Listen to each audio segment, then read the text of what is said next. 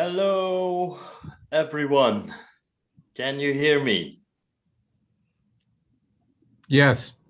Yep, I can hear you. Yep, I can hear you. It's nice to see everyone here. Nice to see you, Jeremy, Stephen. Yes. Everything is great today. We are just about to kickstart day 2 of the Gaming Americas Q2 Meetup. We are very excited to bring you this second quarterly meetup this year. And I will not take any time from you guys because Jeremy, I see you guys are on fire with the emails, with the preparing for this panel. So I will leave you to it. Enjoy. Wonderful. Right. Honored to join you. Okay. Thanks everyone for joining this session. We're going to cover U.S. legislation roundup for Q2. I'm Jeremy Kleiman. I'll be the moderator, and I'm happy to introduce our expert panelists. First, Ryan Butler, a gaming specialist at the Action Network. Stephen Crystal, managing director and the owner of SCCG Management and an industry veteran.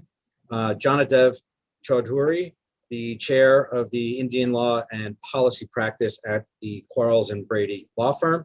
And last but not least, Brent Iden, currently the head of government affairs for the US for Sportradar. So we have a lot to cover. We only have 45 minutes. So we're going to jump right in. As you all know, there have been just a ton of developments over the last quarter or two in the US in terms of legislative expansion of gaming, particularly around sports betting. A number of states in the last 6 months have either passed referenda or have enacted legislation. And just among them, Washington State, Wyoming, Arizona, South Dakota, Maryland, Louisiana. We also have some very recent developments in a big state, Florida, with the renegotiation of a compact between the state and the governor and the Seminole tribe. And we're going to talk about that as well as a whole bunch of other states with pending legislation that we expect to move this year. So like any successful panel, you don't want to hear much from the moderator. So I am going to try to be quiet and let the experts kind of guide the conversation. So just to kick it off, really either to Ryan or Brent, who are very close to the legislative developments in a number of states. Why don't you guys maybe tag team and kind of give us your thoughts around what states you're following most intently nowadays? Yeah, Jeremy, I'll jump in with that. You touched on it, but this really, April 2021 has been the biggest month for sports betting legalization in the U.S. Since 3 years ago when the Supreme Court announced that it had struck down the federal wagering ban. This is huge. The big headlines, obviously, Florida and New York. And I think as we go on, we'll touch about some of the obstacles and issues that they have. They have a lot, but you have the third most populated state, you have the fourth most populated state, huge sports teams, huge population, huge tourism. Those are truly game changers. Again, we'll see how that kind of shapes out, but big news. And then earlier this month, it would have been a huge month if it was just Arizona and Maryland. Maryland had a referendum last year. The lawmakers passed the follow-up legislation. They're going to allow up to 60 online sports books, which could be about as many as anywhere in the country.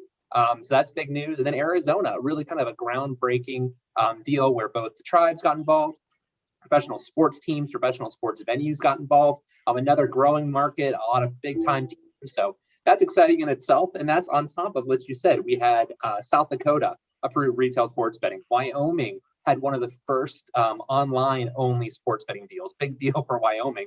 Maybe not population, but the way they are structured. We're looking at later down the year, Louisiana, Ohio, possibly even Massachusetts. So a lot going on. It's been a huge start, and it's only going to get more frenetic from here. Yeah, Ryan really hit it on the head there. A lot of states, a lot of activity. at the beginning of the year, Ryan and I and a few others actually talked about what we were thinking, our predictions. And, we had said maybe 5 to 8 states. I mean, really in the past 2 weeks, this is really taken off, and it's been very exciting. It's a very exciting time to see what's happening. I know we're going to get into it, but to talk about what's happening with some of the tribal states in particular and how things are shaking out, different than the setup in Michigan. We've seen some compact amendments. We've seen some negotiations. And Ryan's right. We are not done yet. Ohio's got a full-time legislature. That's going to be fun as we get into the summer. Louisiana is going to continue to talk about what that looks like. I know we've got a bill that just popped out of the House Ways and Means Committee to set the tax rates. We've got North Carolina, and the fun continues well through the summer. I think this is a huge year for gaming. This is a huge year for the industry, and I really do think a lot of this is being driven by the pandemic. We've got legislators that have said, look, our brick and mortar, if they have them, our brick and mortar casinos have been closed. They've been shuttered. The tax rates have been dismal, and we need new options. And many of these states look to their neighboring states and they say, well, look at what's going on there. I can point to Ohio where, many times, me being a Michigan guy, many times I hear, look at what's going on up in Michigan right now. Look at what's going on in Indiana. And we're missing out on that revenue. We've got players that are playing across state lines. If they live on the border, like I did before Michigan had it. And before I took this job at Sport Radar, I was down in Indiana. I was placing wagers down there, and people are doing that. And so it's just a really exciting time for the industry. How much do you think, and Stephen, from your perspective, the commercial side, you can jump in on this as well. How much do you think the regulatory regimes that end up getting adopted have an impact on the commercial success of the industry in a particular state? Because you mentioned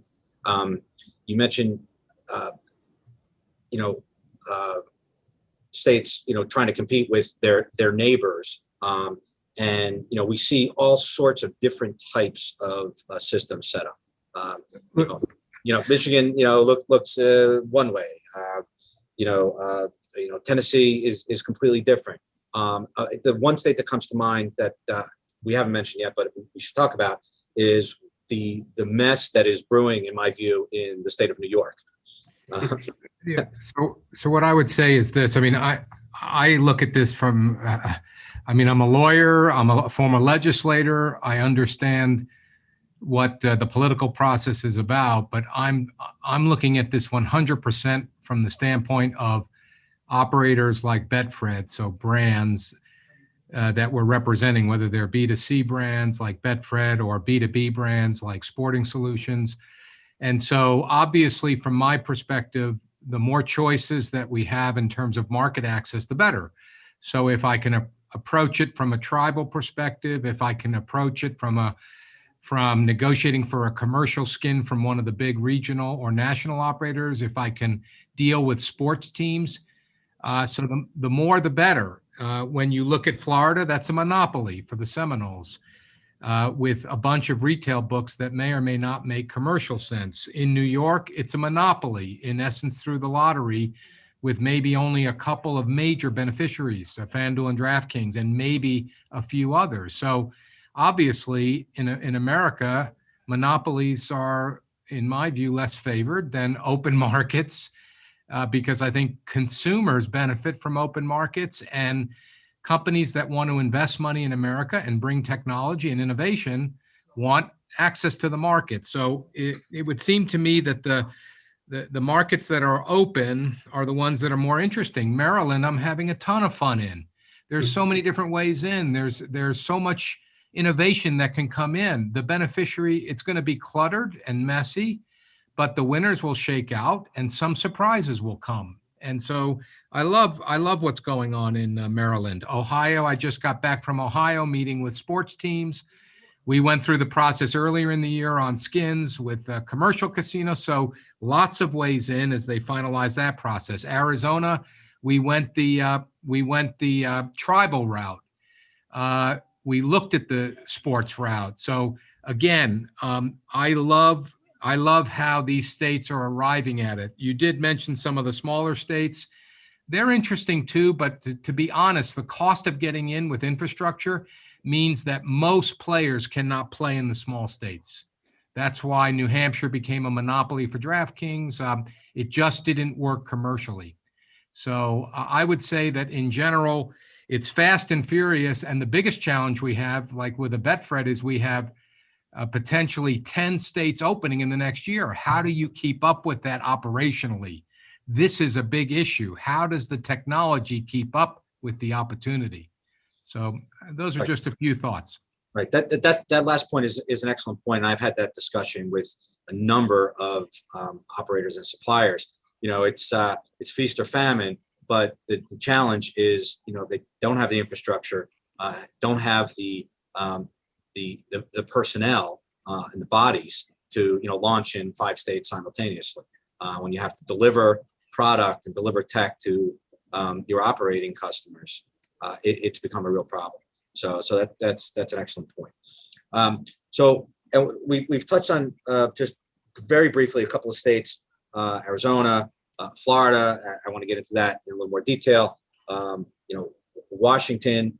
These are new states that are coming online that have gone the tribal route. And I thought it would make sense if Jonadab, as the tribal gaming expert, maybe gave the viewers and listeners a brief overview of what that process looks like.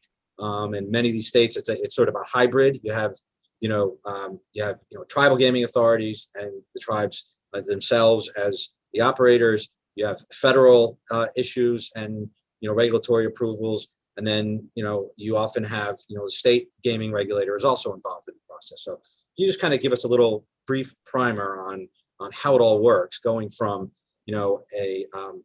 legislation that authorizes an expansion of tribal gaming to the compact process, federal approvals and so on. Sort of give us the roadmap for what that looks like.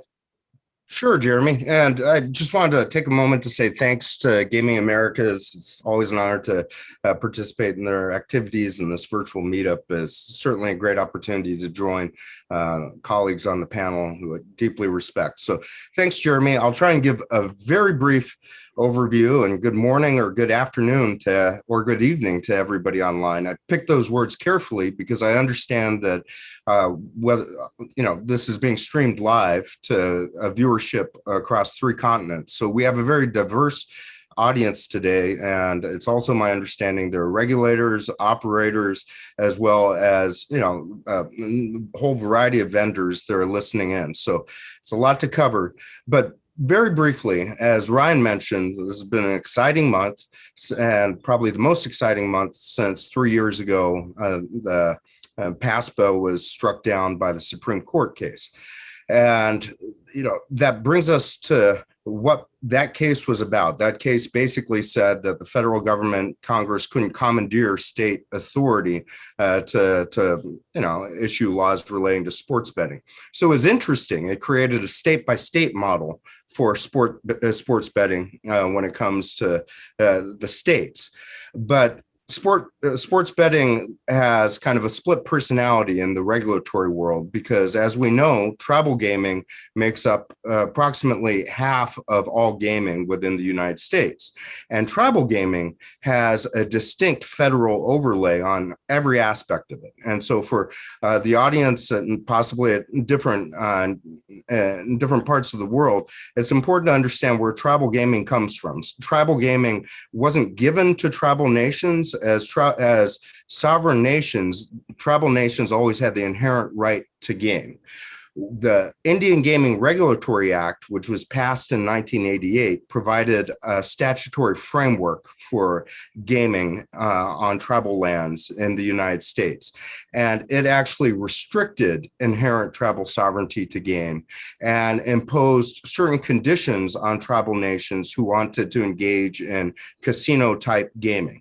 That act set up some classifications of gaming. For our purposes, the important classification here is Class 3 gaming. That's what sports betting is.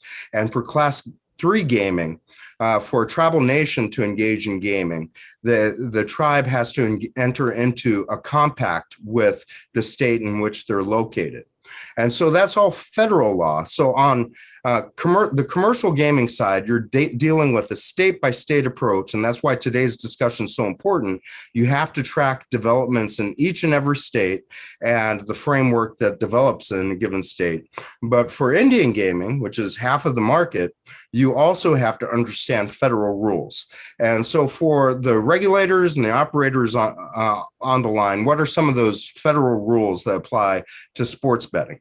Well, the cardinal rule for Indian gaming is that tribal gaming has to be owned and operated by the government itself, tribal nations themselves. Tribal nations can certainly contract with vendors, but any operations or assets, ownership, operations, or assets has to belong to the tribe. So what that means is as tribal nations enter into kind of large scale sports betting and rush to kind of address this market just as commercial gaming is, they just as operators in the commercial gaming side, they're going to have to figure out what's the best fit for them to bring the expertise and the skill sets that are needed to run a credible and competent sports book. But the key to that is because gaming has to be owned and operated by the tribe, anybody who runs a sports book has to be a branch of the tribe. So there's another approach where somebody can run a sports book through a management agreement with the tribe, but that requires federal approval, and that takes time. So tribal operators have to decide, are they going to operate their own sports book or figure out some agreement with somebody else to run the sports book for them? And if they do that, because federal law requires the tribe to own and operate, they have to do it through a management agreement. So operators that are on the line today need to not just think about developments of state law as they think about entering into the tribal gaming market, but they also have to think about how not to run afoul of these federal requirements that the tribe be the sole proprietary interest in their operations and be the sole manager of their operations unless there's an approved management agreement.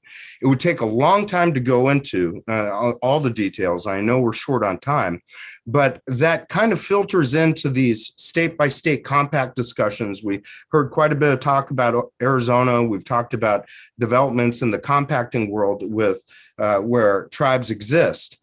When it comes to how sports betting has developed, keep in mind, tribal gaming typically operates in a larger arena where states, through agreements with the tribes, get some revenue share from tribal gaming in the form of fees, and those fees come in exchange for exclusivity.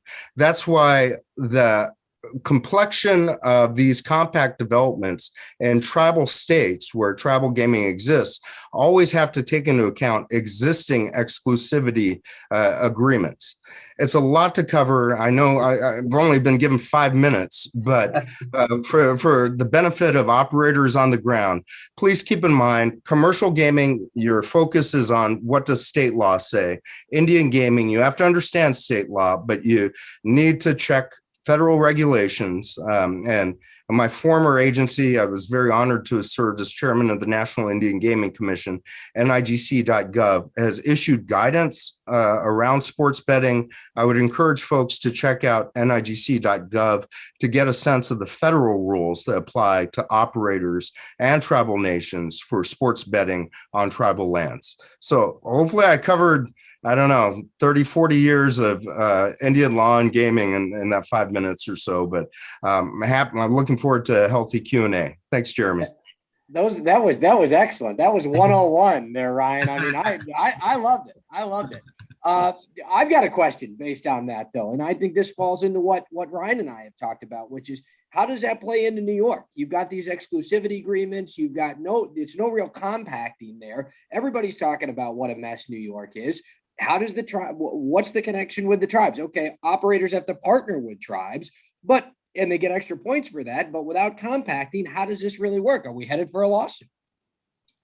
Well, I would defer to Jeremy, who's closer geographically as well as subject matter wise to the issues specific to New York. But I do know there's also another factor in all of this, and you touched on that, Brant. It's brick and mortar. I mean, you have existing brick and mortar travel gaming facilities. You have the lottery. All the travel gaming facilities have their own exclusivity, or areas, and you also have some potential interests of nations that are trying to enter into the brick and mortar arena. I think there's been quite a bit of press coverage regarding the Shinnecock Indian nation's efforts to enter into Class 2 and possibly even commercial gaming in New York. All of that influences what the state can do in terms of state law and what the state wants to do in terms of allowing for additional brick and mortar, but also, building on a framework, drawing from examples from New Jersey, from Indian country, from Vegas and elsewhere to create a framework that takes all of that into account. But I'd really defer to Jeremy on the fine points in New York and others. Well, I'm far from an expert on the tribal relationships in New York, but my rudimentary understanding is that the tribes get what the commercial casinos get, and the compacts say any new form of Class 3 gaming the tribes get. If anyone else has better information than that, please jump in and contradict me. So I think that and particularly if the state law defines the gaming transactions as occurring where for purposes of online sports betting, where the servers are located, and tribes put servers on tribal lands, they get whatever the commercial casinos get, and I'm not sure that there's any additional rev share or fees beyond what's in the original compact goes to the state. And then of course there are all questions that when a year or two ago when there was legislation kicking around for iGaming in New York. The issue is, if the tribes are competing online, statewide, if they have the servers based on tribal lands, then they have a tactical advantage in terms of marketing statewide because they don't have the sort of burdensome tax rate that the commercial operators would have. So there are a whole bunch of issues packed in there. Yeah, guys, if I can just jump on New York, one thing to clarify, one thing we're looking at and worried about is with this New York model, once we touched on it, it's going to be basically government run, lottery bid run through the state. Now, Brant touched on it. There is some amorphous, indefined bonus for operators that have some sort of affiliation with one of New York's 3 gaming tribes. But A, we don't really know what that looks like. And B, there's going to be very, very few bids. So it means that there's a good chance the tribes are shut out. Now, tying it all back together, we look at exclusivity, we look at certain tribal gaming rights and all that. The 3 New York tribes are very upset that if there's online sports betting, they might be excluded from it. There's actually a very good chance they're excluded from it. And it's possible that the tribes do have right now in New York certain exclusivity zones for retail betting, retail sports betting. You can't open up for example, another sports book in a 10-county area for one of the tribes and so on. What we're looking at, bottom line, is what if there's a lawsuit that, yes, we have statewide mobile betting, but this violates the exclusivity zones. So there could be areas of state that the tribes argue is violating their exclusivity, and possibly, depending on courts, lawsuits, who knows, this might mean that huge parts of upstate New York don't even actually have online sports betting. Now, again, we don't know. It's still too early where there's so many details in play, but it's just one of tribal aspects is just one of many factors that's going on in New York that could complicate this thing and either delay or really upend what we're expecting. Well, Ryan, you hit it on the head. I mean, I think that one of the concerns, if you're an operator looking to bid a platform or whatever it looks like, how do you financially, from a business, how do you make that business case in New York if there are big swaths of population that can't be included? This is a business question, and you look at operators and they're running the numbers on this where we already know we're going to have major buy-ins. Everybody owes $25 million. Everybody owes $5 million to a casino. Probably north of 50% on the tax rate, the highest in the country that we're going to see. And then it becomes, well, you only get this many players potentially. I don't know. It's interesting. And there's a whole, as I said, we can't leave out brick and mortar's continual involvement and that impact on this discussion about how the sports betting angle is going to be impacted. But Ryan hit a major point that I just want to kind of build on. And the Indian Gaming Regulatory Act, you can look throughout the entire congressional record, was never intended to put tribal nations at a competitive disadvantage to commercial gaming. So the compacting process was not designed to slow down business development on tribal lands. And there was actually a good faith requirement for states to enter into compacts for Class 3 gaming if it's allowed elsewhere in the state. So in theory, a tribal nation should be able to engage in anything any commercial operator can engage in. But in practice, there's sometimes developments aren't real time because of the commercial gaming. The compacting aspect of all of this. So to your question, what do you tell operators, Brent? I would say two things. Again, don't ignore federal law in all of this. A state can define where a bet takes place and say it depends on where the servers are. But federal law can say something totally different, such as a bet takes place. Gaming occurs both where the bet's received as well as where the bet's initiative, and that's basically what federal law does say. And when that applies to sports betting, and when you have an arena such as New York, where you have tribes already involved in exclusivity zones, that question becomes critical. So I know the legislature as well as parties in New York are trying to grapple with, is the bet made where the servers are? But that's state law. You can't ignore federal law in all of this. So as you're doing your due diligence as operators, look at both. And so that I just wanted to make that one point. Yeah.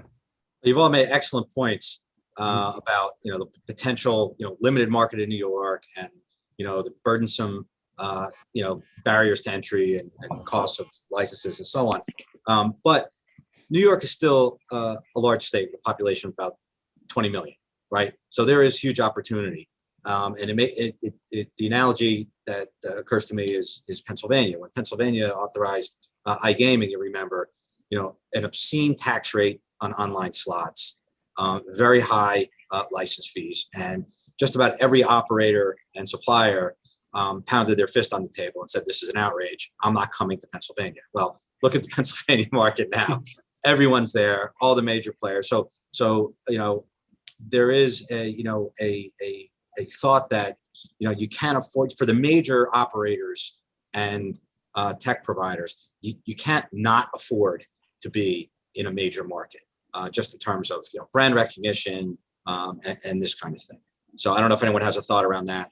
Stephen, what are your thoughts about that? If you're a major player, does it make commercial sense long term to sit out of what could potentially be a large market, even if it's revenue neutral? Or anyone else? No thoughts on that?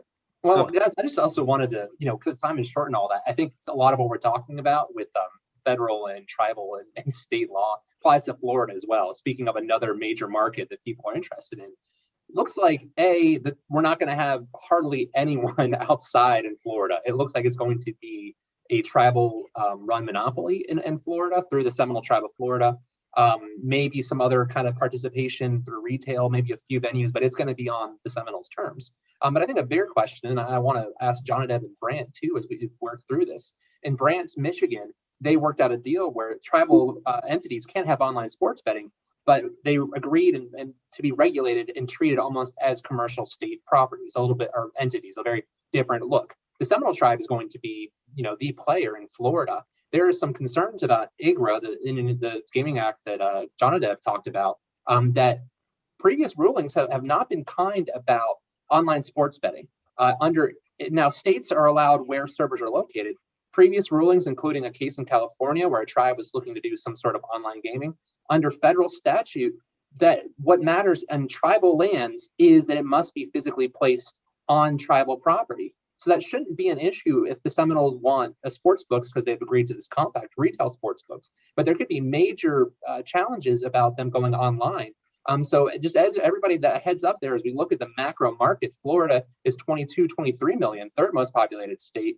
A, we're not going to have a whole lot of vendors in there. And B, we might not have any for years to come. And I wanted to pick the brain power here and see what you guys are hearing or what we might be able to do about that. But just a PSA to everybody, Florida is going to be a very different kind of mess, but sort of a difficult mess in itself. Yeah. Oh, go ahead, John. No, please jump in. I mean, that's a great point, Ryan. And I think you were referring to the Desert Rose case Yes. dealing with IPA Nation. But one thing, since we have a lot of folks who bring a lot of capital to gaming, as well as a lot of expertise, any cautionary tales I may make about being mindful of federal law doesn't mean that tribal nations aren't the best partners out there. And so where there's a will, there's a way with every one of these challenges. And certainly I mentioned the requirement that tribes own and operate their own gaming. Well, you can still, as long as the tribe is able to exert some control over the line, you can still bring a consultant in to provide odds and to provide recommendations on the line, as long as, and Jeremy and I talked about this in the prep a little bit, as long as the ultimate control is there. So I just want to say tribal nations make incredible partners. There's a lot of capital and expertise online. And so working with tribal nations is good for business across the board. But you're absolutely right. And I see Stephen wanting to weigh in, and I know I'm taking Brant's time as well. But in terms of where the bet's made, federal law, when it comes to Indian gaming, doesn't just involve the Indian Gaming Regulatory Act. There's also the Unlawful Gambling Enforcement or Unlawful Internet Gambling Enforcement Act, UGIA, which interplays with IGRA, and UGIA basically says for gaming online to be legal, it has to be legal in both jurisdictions, both where the bet's made and where the bet's taken. And so this state law component of defining where gaming takes place, that only gets you part of the way there. But where there's a will, there's a way. As states look to accommodate IGRA and tribal gaming, they can work out through compacting and through agreement workarounds to all of that, so that the gaming is legal in both jurisdictions, so that you don't run afoul of UGIA. And that's what folks are working through and talking about, not just in Florida, but in other states as well. So I just wanted to make those points really quick. And thanks, Brant, for yielding the time a little bit. Sorry for chewing up your clock, your time. Thanks. No problem. Stephen, did you want to jump in? Yeah, I wanted to echo tribes make amazing partners. Betfred has developed a whole strategy around tribal partnerships with tribes like Mohegan Sun and like Porch Bend Indians and the Lummi tribe in Washington, and in Louisiana, the Tunica Biloxi tribe. Where there's a will, there's a way. There's a way to honor the sovereignty of Indian nations. There's a way to be sensitive to NIGC guidance and making sure you're not a management company subject to a whole set of other requirements. Sports betting is not an expertise that even a lot of commercial casinos have, let alone Native American casinos. So they need to bring the expertise in, because it's a business you can lose your shirt on. But we can do it in such a way that honors the tribal sovereignty, that honors the regimes that are in place to protect tribes in the conduct of their business. So we have found a way to make things happen in every Native American jurisdiction, and it isn't easy always. But as I think the best thing that was said, if there's a will, there's a way. That is true. No, that you hit it spot on. And one of the things that I wanted to highlight is Ryan, and we talked a little bit about, in Florida with, the Seminoles just having mainly controlling it. It's been called a monopoly, a couple different things. I think that may be the initial take on it. I'm going to give you a different take, which is, the connection with the pari-mutuels, the way that they've tried to branch this out. I think that, even the tribe understands that a competitive open market is key for success for the state. And it really is a partnership. In that compact arrangement, as John Dev will tell you, this is a relationship between the state and the tribe, and it's for both entities. And they take a long time to negotiate. The governor spent a tremendous amount of time on this quietly. Obviously, these have been private conversations. As Florida surprised many stakeholders out there that this was even happening. I think that this is one of the things where we may see more access to the market than probably what's currently being reported. I think that there are going to be a lot of opportunities there. And I think the tribe is going to want that from the same reason that the state of Florida wants that. It's going to be, I think it may end up being a bit more competitive in the long run than you think. And in fact, I may even argue it may end up being more competitive than New York at the end of the day, just because, you get better margins in there. As Stephen said, there's a will, there's a way, there's going to be partnership agreements in there. I don't know. It could be interesting to see. I've got an interesting question. I think the one that I keep looking at, and John Dev can jump in here. Do we actually think that the federal government will sign off on this compact at the end of the day? There's obviously a lot of animosity. Now, remember, I'm the political guy here. There's a lot of animosity between, the current administration in Washington and the governor of Florida. Does this become a political boiling point? They just say there's too much heat on this. We're not interested in giving the governor a win. We're not going to sign off on this. Could that happen potentially? I'm glad you raised that point. I mean, again, and some of our preparatory discussions, one of the things we wanted to touch on is how the change in the administration may impact the landscape across the board. When it comes to Indian gaming, as I said before, nothing in the congressional record suggests that IGRA was supposed to be a roadblock to commercial development in Indian country. In fact, gaming supposed to be a tool for economic development in Indian country. And the Department of the Interior plays a critical role in facilitating that goal. So for listeners online, the Department of the Interior approves any compacts between a state and the federal government. I mean, a state and a tribal nation. States are supposed to negotiate in good faith, come to an agreement, approved by Interior. Now, Interior is supposed to play a trustee role in its approval of compacts, and it's had a mixed record in doing that.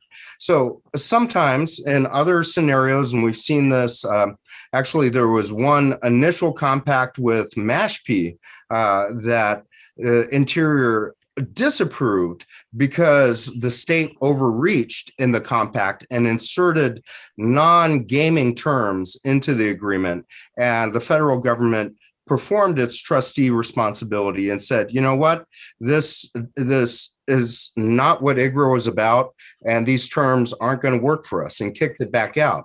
But there have been times in the federal government, namely the last 4 years in the Trump administration, where Interior has been somewhat silent on when it will play that role to serve as a backstop against state overreach.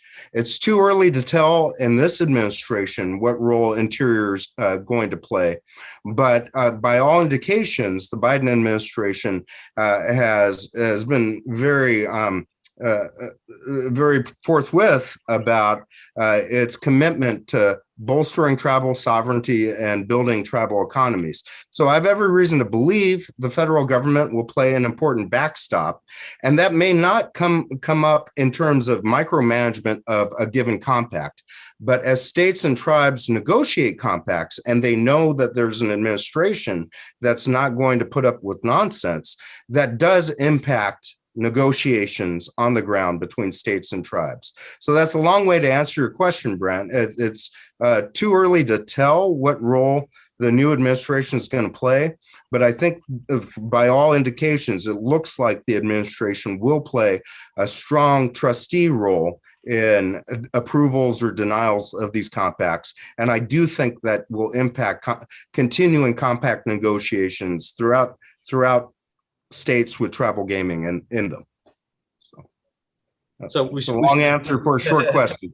We spent a lot of time talking about large East Coast states, New York and Florida. Let's pivot real quick for a minute to California. California, large state. complicated politically, I understand. Very influential tribes, as well as you have the card rooms. Predictions for whether anything happens anytime soon in terms of sports betting in the state of California. What I would say, look, we're on behalf of companies like Betfred and other brands, B2B, B2C, we're already working. I've had 5 trips to California, I've met with 40 tribes, going back to Central California next week, Northern California next month. We're already isolating partnerships. We're putting in place social sports book regimes. I think the handwriting's on the wall that sometime in 2022, 2023, momentum will build. We'll move through maybe some initial brick and mortar regime followed by a mobile regime, but it feels like California will go the way the rest of the nation is and will finally get something done. Whether it happens in 2022, 2023 is somewhat immaterial because the process has already begun for tribes to find partners, for them to figure out how they want to approach it, how aggressively. So that's my view from the ground. Anyone else, any thoughts on California before we wrap it up? Real quick on the news aspect of it, the big question, what we also have to look at is that this is subject to a voter referendum. And the big question is it going to be, there's some idea that it might be eligible for this year's ballot. Looks like they finalized that the governor of California, Gavin Newsom, a recall vote. They're looking at possibly putting the tribal sports betting question on that same ballot, which would come in November 2021. Now, there's still a lot of ambiguity about that. I've spoken with some people who weren't really even sure at this moment, but it could jumpstart this whole process by a year. And again, we have to, voters do have to approve it. Every sports betting ballot measure in the country has passed. If it's just yes or no, every single one. So I would think with tribal support, it should. But that's one question to look to is A, when is that ballot measure coming? And B, we got to make sure that ballot measure gets across the finish line. Yeah, and that's a great point, Ryan. You have to wonder, the supporters of that initiative, do you put it on with a recall election? There's obviously, I think everyone who's a Republican is running on the Republican side in California. There's going to be a lot of activity. There's a lot of, there's going to be a ton of attention drawn to that. And the question becomes, do you put it up then? It's a political question, and one that I'm sure that there will be a lot of polling done and there'll be a lot of questions answered, but asked and hopefully answered. But I do think that the supporters were interested in trying to get that up last year. Obviously, the pandemic hit. And so now it's like, okay, it's put us a year behind, probably looking to get that out sooner rather than later. We know that knowing that that's retail only to begin with, hopefully mobile coming later. I think that there could be a push. We could see a push this fall in California with the initiative. I don't have anything really substantive to add. I loved everybody's answers, especially Steven's, and Ryan's and Brant. But it was very open-ended. And my only, when Jeremy is asking when the question was being asked, I was like, I'm not taking the bait on this one. Because, if we think like a couple years ago, we've seen so many iterations of these bills come through. Yes, I agree. There's mounting pressure, but there's so many stakeholders, even diverse stakeholders, even within Indian country in California, in terms of large brick and mortar nations as well as nations without gaming.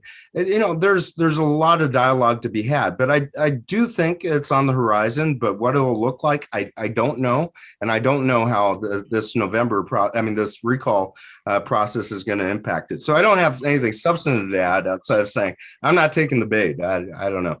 Well, just to tie a bow in California, the biggest state, Betfred is sending Steven to California. They're not sending him to Utah. They're not sending him to Alaska. They're sending him to California. Clearly, at least one operator has a pretty good idea that something's happening. And I think more feel that something is happening eventually too. Excellent point. And we are just about out of time. So Ryan gets the last word. I'd like to thank all the panelists. Really appreciate it. Great discussion. And I hope the people listening enjoyed it. And we will see you all next time.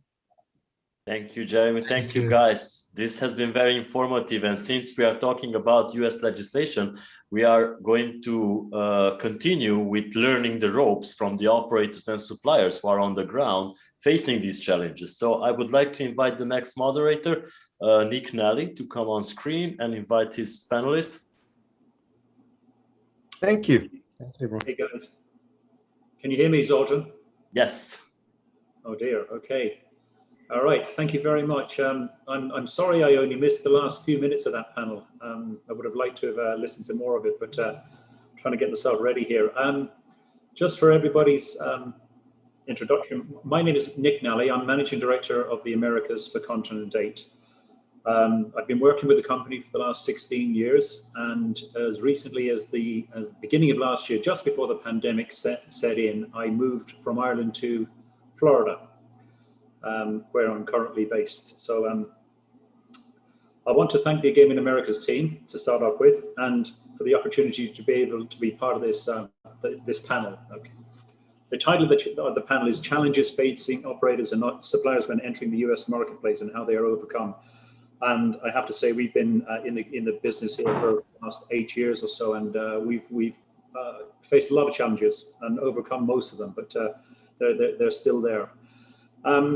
To discuss this with me, I have a panel of what I believe are engaging and learned members, and I hope you'll enjoy listening to their views, as will I, and opinions. I've looked at a number of their websites over the last couple of days, and I've listened to some of the quotations. And if I was to pick out a particular theme that runs through this group, it will be that of a panel of disruptors. I hope you won't mind me using that term, but I have seen it on a lot of websites. It's a theme which is near and dear to our hearts as well. So without further ado, I'm going to introduce the panel. There's no first or last here, so I'm going to start with the individuals individually according to their alphabet. All right. Adam Noble is the co-founder and executive vice president of PlayStar Gaming. Previously, Adam has held senior level positions at some of the industry's most prominent gaming companies, such as oh God, I can't say that, and software giant Play and Go. Sorry about that to anybody listening from that company, if they are. Adam, I believe, is from Tasmania, but now living in Sweden. So welcome, Alan. Alan Stone is the CEO and co-founder of Intellytics. He has spent the last 10 years focusing on solving problems related to user acquisition, MarTech, analytics, and maximizing publisher revenue yield in the real money gaming vertical. Alan lives outside Los Angeles, and when he's not in the office, Alan can be found spending time with his wife and 3 sons enjoying the outdoors, off-roading, or catching a football game. Again, welcome, Alan. Bob Carrot is Vice President of Operations North America for FSB and has more than 10 years of experience in New Jersey's regulated gaming space.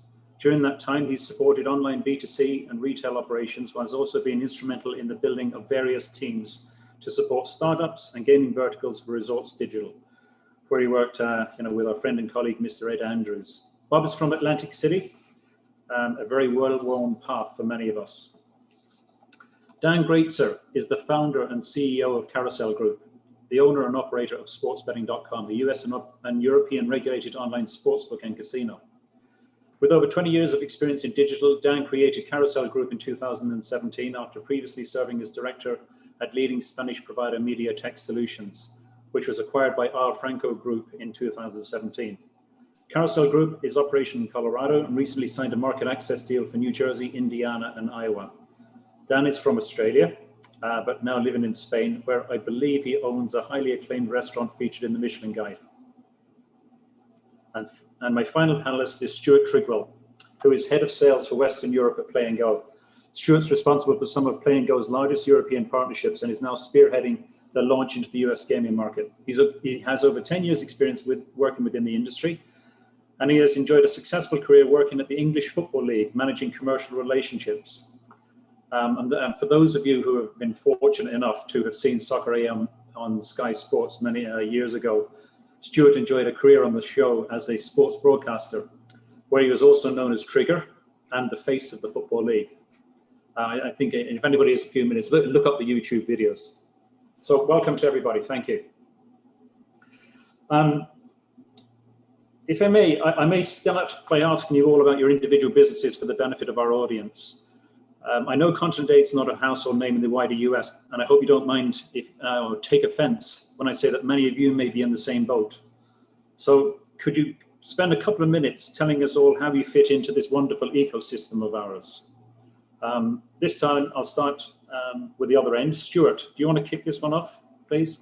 Well, firstly, thanks for that introduction, Nick. Much appreciated.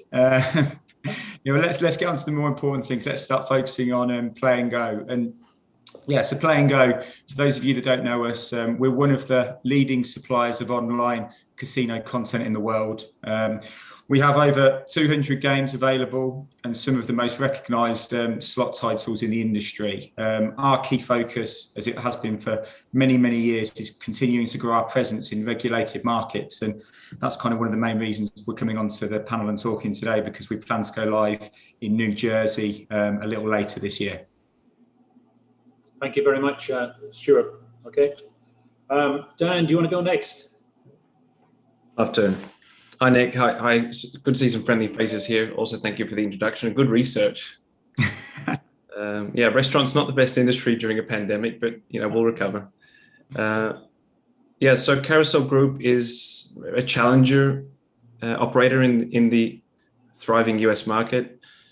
You could say right place, right time, but also I think the world was moving in a particular direction, and the business, while originally we planned to take on the world, it became very clear post-PASPA regulation exactly what our future had in hold for us. And this Carousel Group's always been centered around a couple of principles, which is being vertically integrated. We control all of our destiny as much as possible. We want to own our brand, we want to own our technology, we want to own our customer experience, and based on some of those principles and built on top of really strong values and a great diverse and open business, we've been able to really thrive and grow in the US market. And we're a bit like an iceberg for now. You can see the tip, and I'm really excited to show you the submerged part of our iceberg. Hopefully it starts to rise over the next couple of months and years, and I'm very much looking forward to both this panel and the future successes of the US market. Thanks, Dan. Yeah, I can see on your website, the enthusiasm. So best of luck with all of that, then. Thank you. Bob, if I may turn to you, do you mind giving us a quick snapshot of what you're up to? Yeah, absolutely. So, here at FSB, we're a B2B platform provider founded over 14 years ago by Dave McDowell, our CEO, and Sam Lawrence, our CTO. We've really taken a second mover approach to get our full stack proprietary technology developed correctly for the US market. For example, I used FSB as an operator in 2017, and the growth and advancements in technology have just absolutely been tremendous since then. The technology is built on a single core code base, and it's very flexible and modular. And coupling that with our experienced operation and delivery team, really allows for speed to market and scalability using us. Good stuff. Thank you very much. Thank you very much, Bob. Alan, you're up next, please. Yeah, Alan Stone. Go ahead. Go ahead. No, sorry. So Alan Stone, co-founder and CEO of Intellytics. We are scalable customer acquisition solutions for iGaming brands. Our marketing tech suite and services allow iGaming brands to streamline, automate, and expand their customer acquisition channels while driving informed media investing to unlock hidden revenue and boost return on ad spend. Great. Short and sweet. Thank you very much, Alan. And finally, Adam, do you want to? Yeah. Hello. Thank you, Nick, for the introduction. Thank you for digging up the fact that I'm from Tasmania, unless I let that slip when we were talking. Welcome, panelists, and welcome everybody that's tuning in. So, yeah, Adam Noble. I am co-founder and executive vice president of Playstar.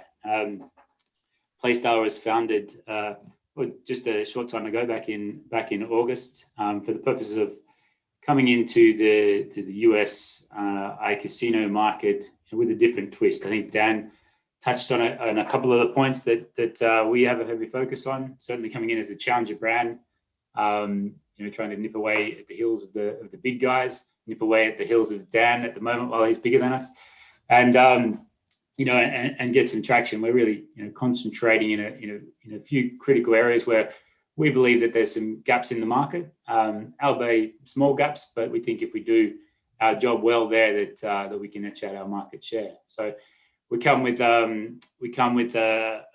long line of we come from the founder Joel Wicker with huge success in the gaming industry, having founded Boss Media back in the day. In this little town here that I'm in, Vecqua, which is the home of Play and Go as well, as Stuart knows. So yeah, that's Play Start.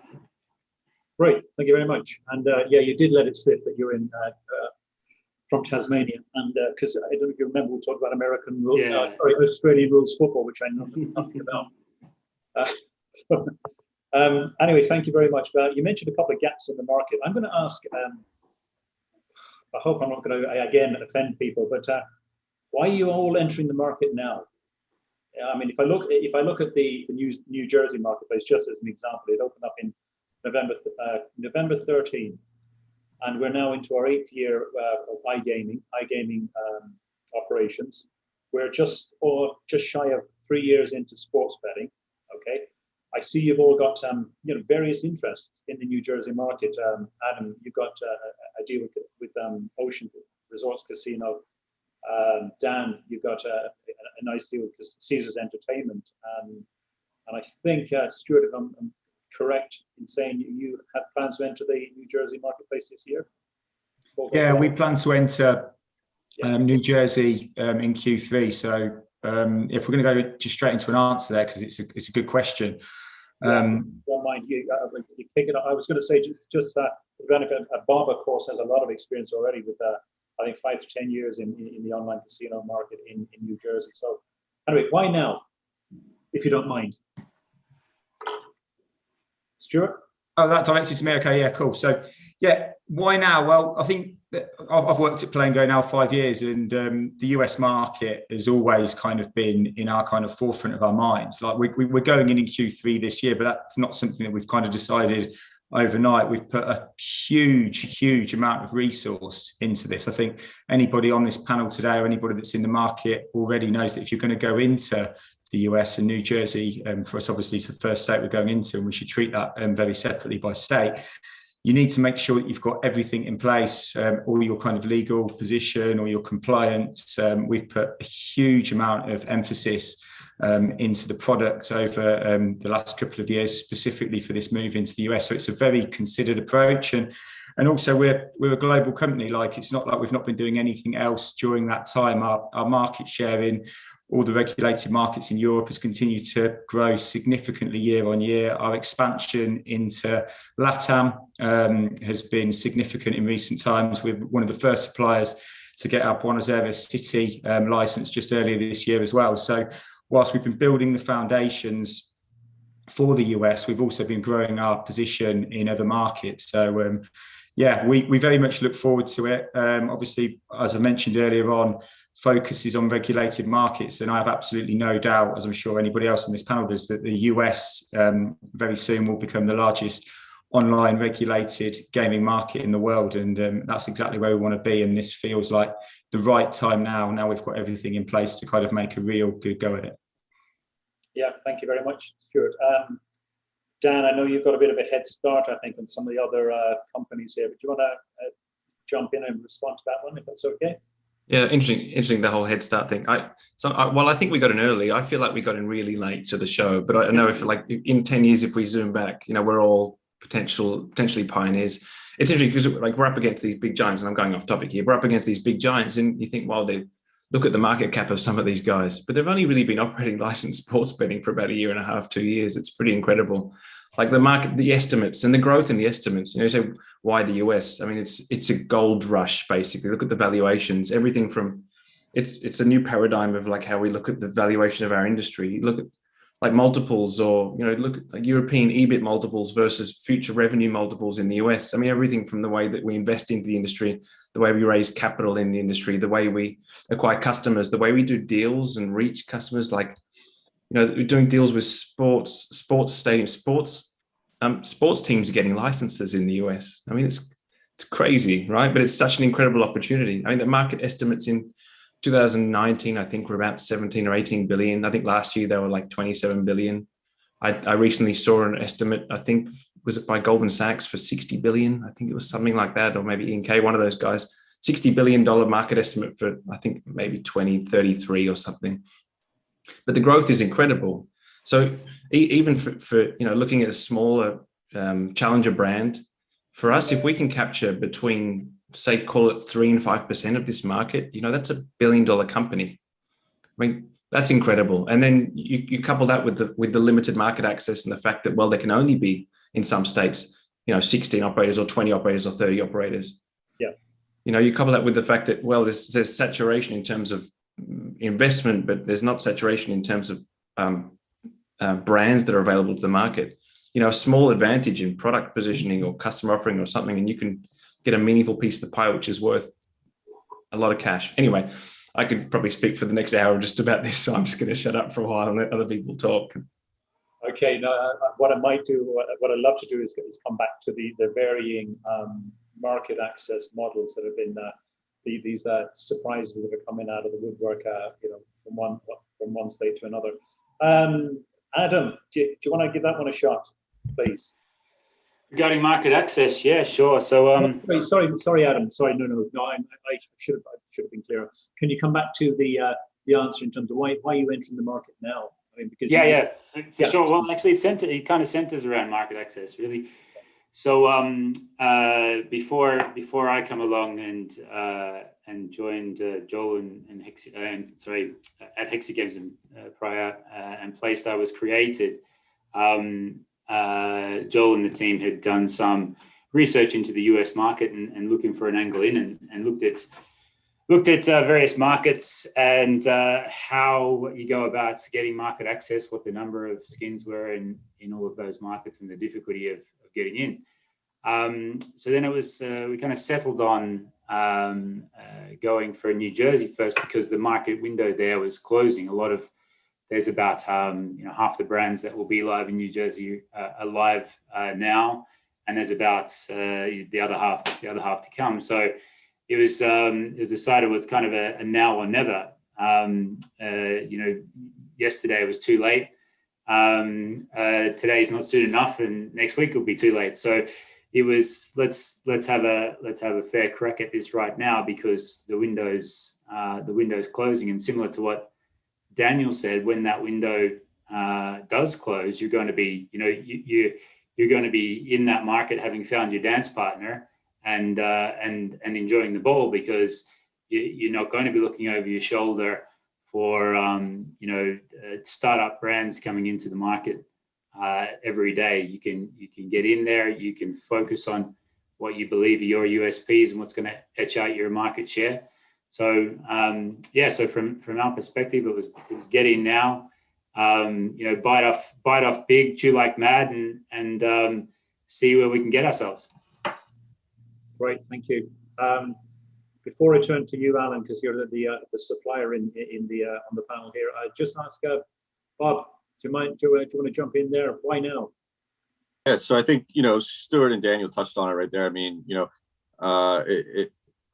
we're supporting the rest of the world business. We want to make sure that our product's correct.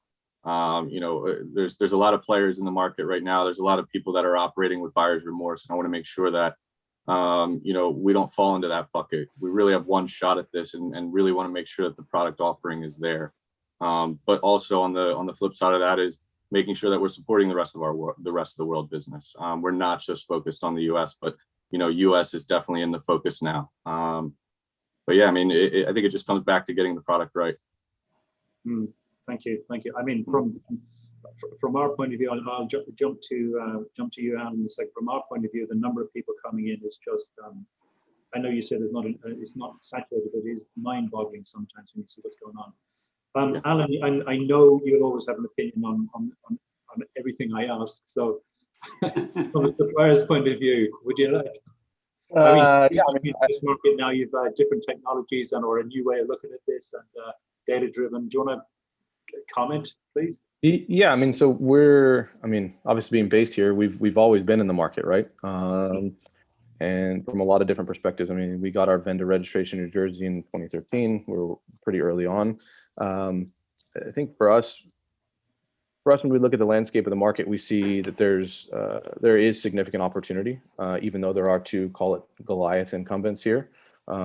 We see that there is an opportunity for smaller brands to come in, make those right moves in terms of market access deals, but to put an interesting product in market to compete with them. So from our perspective, it makes sense to focus on the U.S. market. We are multinational. The U.S. represents probably about 40% of our total business worldwide, but it's a growing percentage of our business, primarily due to the fact that we wanted to help operators avoid the pitfalls that they experienced outside of the U.S. Right. So a lot of the guys entering the market space that are coming in from overseas, there's a lot of problems and challenges specifically related to user acquisition and data that they've been working to solve for we've been working to solve for the last 10 years outside of the U.S. And just sort of shortcut those learnings for them inside the U.S. Obviously, being based here, we're in California. We're actively pushing to make sure that the previous panel discussing California there at the end. We are actively engaged with making sure that California does regulate in the next 3 to 5 years. So just from the standpoint of, like everyone touched on it, this is a gold rush. This is a once in a lifetime opportunity in terms of access to new regulated gambling verticals. So why not capitalize? Yeah, I agree with that. Everything you're saying, and I'm going to jump into one of the questions. A couple of you touched on product focus, making sure you get the thing right. One of the first questions I'm going to ask about was the actual games themselves. And as new markets open, Stuart, maybe I'll start off with you here. Many players will be new to mobile gaming. Right? How can we, as the game providers, ensure the betting products are as inviting and as easy to understand as possible? I mean, we all come from very developed markets, a lot of us. So how do you do that in the US marketplace? Yeah.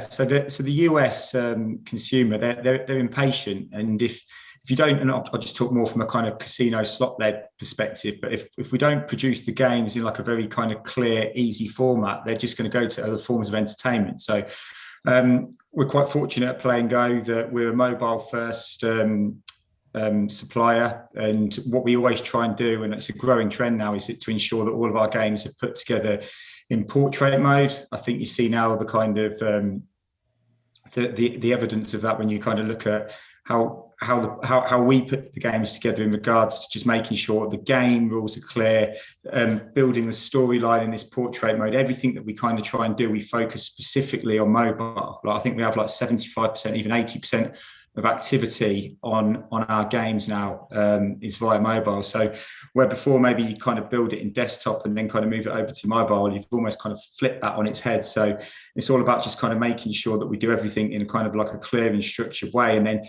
it's not just about the kind of game content itself as well. It's being able to work with operators a little bit more clever on like how the kind of the lobbies work and how the kind of various games work on mobile as well. So how we can kind of present kind of more data to make like more localized lobbies that make it a lot easier for player behavior, and they can almost subconsciously, when they go onto their phones, see games that kind of suit their own player habits.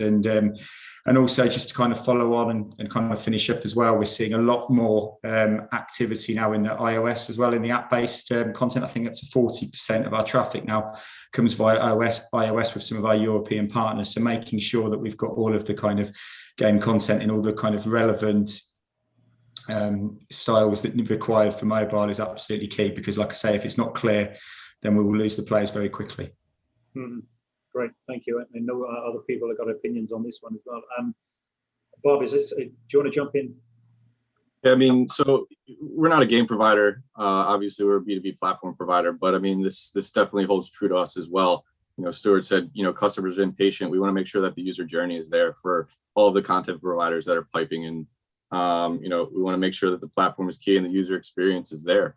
Make sure that there's onboarding, there's ample ways for them to play their games, but then giving the operators the ability to bonus and to, give customers the ability to try it before you buy it, if you will, whether it be, free spins or bonusing or any other sort of, retention mechanism.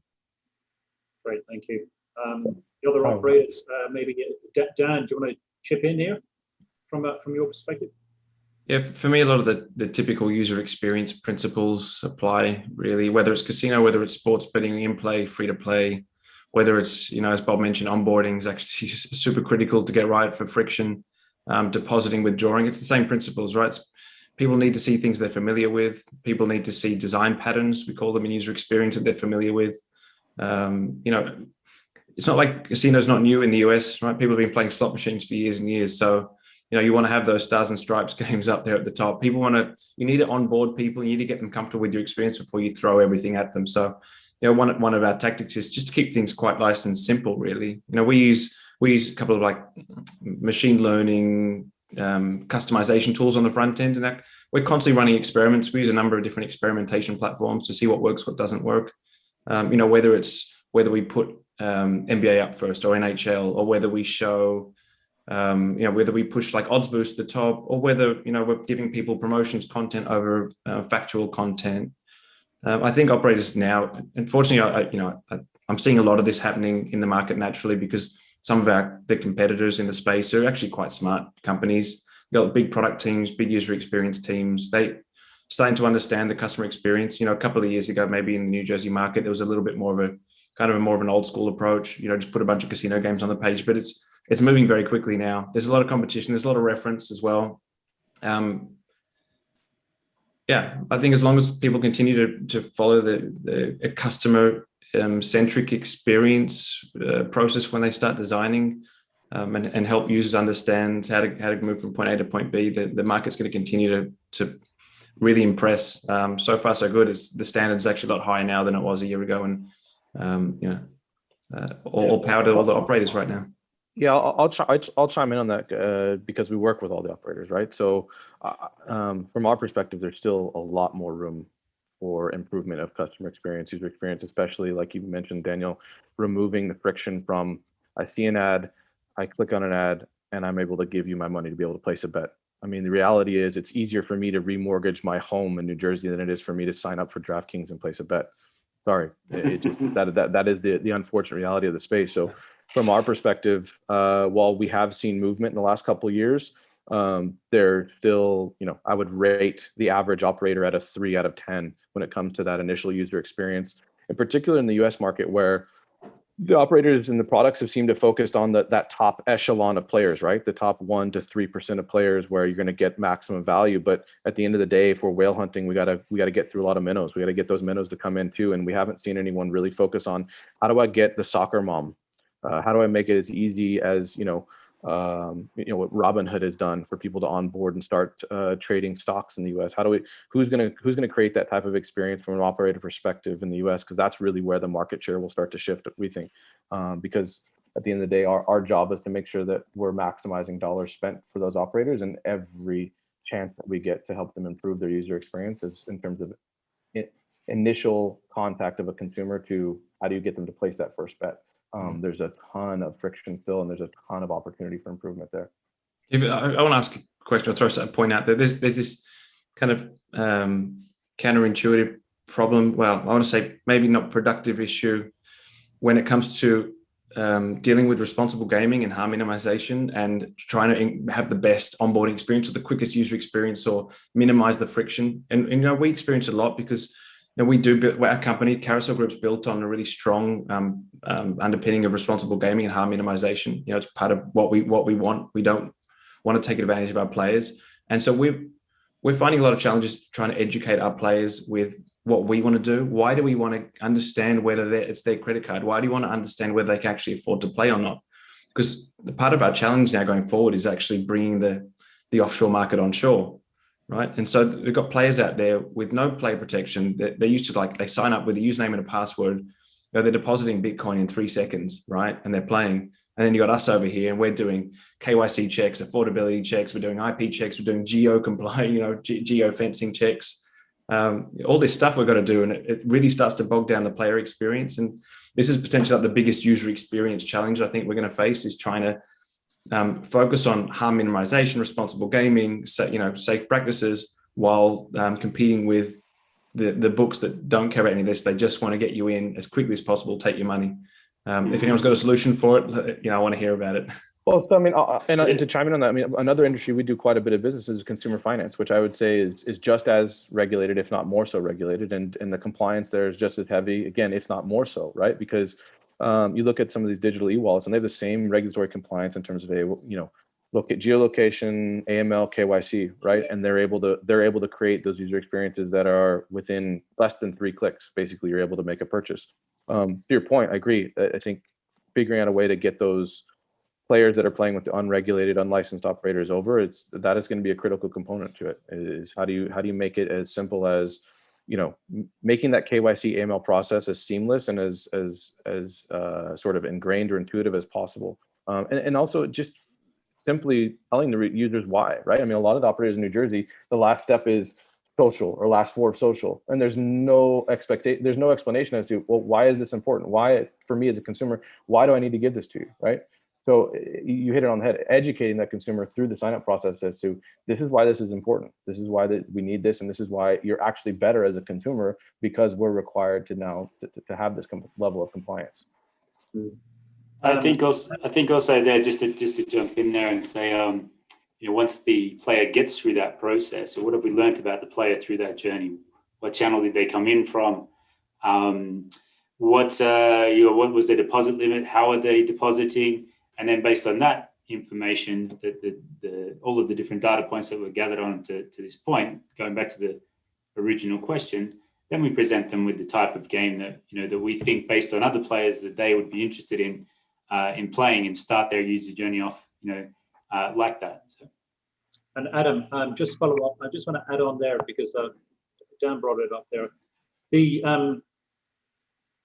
Again, a lot of you are new to this marketplace, into the US market. Have you spent time looking at the existing products and what you think works and what you think doesn't work? And have you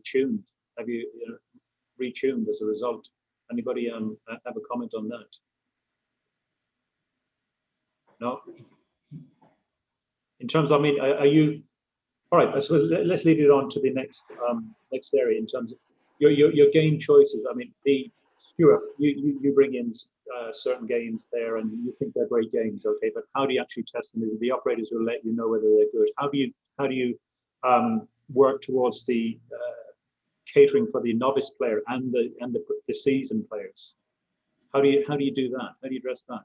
Yeah, so yeah, obviously keeping this relevant to the US. Obviously, we've been doing a lot of research on what we believe the player wants, and I think, and Dan kind of mentioned it a little bit earlier on, I think what we believe that they kind of like the more simpler content, the kind of solid content with like strong themes in it, like obviously the Egyptian themes, the Buffalo themes, and basically just building these games where there's a very kind of simple, clear goal. What the objective is of the game is very, very clear from the start, and that's kind of where you kind of like focus for these kind of like novice players. But then what's really clever with that is that these sort of games as well, you can kind of then build on that. So what I mean by that is you've got this functionality in place that the novice player can pick up quite quickly, but then you can add certain features on top of that. And what we do at Play and Go, and obviously I'm not trying to do a Play and Go sales pitch here, is but you can kind of build a narrative across a number of different games. So you can have a couple of games that come out that are relatively simple. Like I say, they've got these kind of clear goals associated with them. And then when the players get familiar with this content, you bring out another game in the series that may have slightly different functionality on it. Essentially, the maths model is the same and the gameplay is similar, but you just start to add to it and kind of bring slightly new dynamics into it, which actually also then engage the more experienced player as well. So yeah, that's kind of how we approach it at Play and Go, to try and kind of get that balance between the kind of novice player and then the more kind of established casino player. And thank you, Stuart. From the operator's perspective, Adam, do you want to jump in there? Yeah, for sure. I guess it's again, it's an extension on the point I was making there before, that it's what we know about that player as to what type of games we want to put in front of them. We want to put a complex, hard to follow sort of all bells and whistles game in front of somebody that we've sort of worked out doesn't want that. No, that's not going to result in the greatest user journey or customer experience. So I think it's about presenting them with the right games that we believe they're going to like. Once they start playing them, are they engaged in them? Where do they go from there? And as you continue to learn about that player, then you're able to offer them the right content and the right experience that fits their gameplay. And then, of course, once you build up a picture over time, that's when you can become very creative in suggesting particular games that you would want them to play. For example, if Stuart was wanting to push a play and go game, for example, you could tailor the experience to lead a player down the path to end up on what's a game that you'd like popular in the US, Stuart? Book of yeah. So that's the level you can get to. Thank you, Dan. Anything there for us?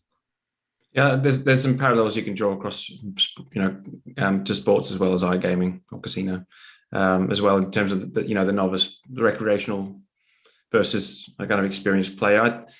Above and beyond what the guys have said, there's a lot in terms of the overarching experience, the holistic player experience as well. Trying to emulate what people are used to, when they went to Vegas. And it's not just when you're playing the game; it's also what happens when you're off the table. And some operators do that well. Some are trying to do that well. Some are fortunate enough that they have established land-based or retail loyalty programs they're now tying into. But I think that's also potentially a huge area for growth and improvement in the US market. We've recently done a brand licensing deal that really taps into that. And one of the main reasons is simply because we can offer a much broader experience, above and beyond what happens on the screen or on your phone.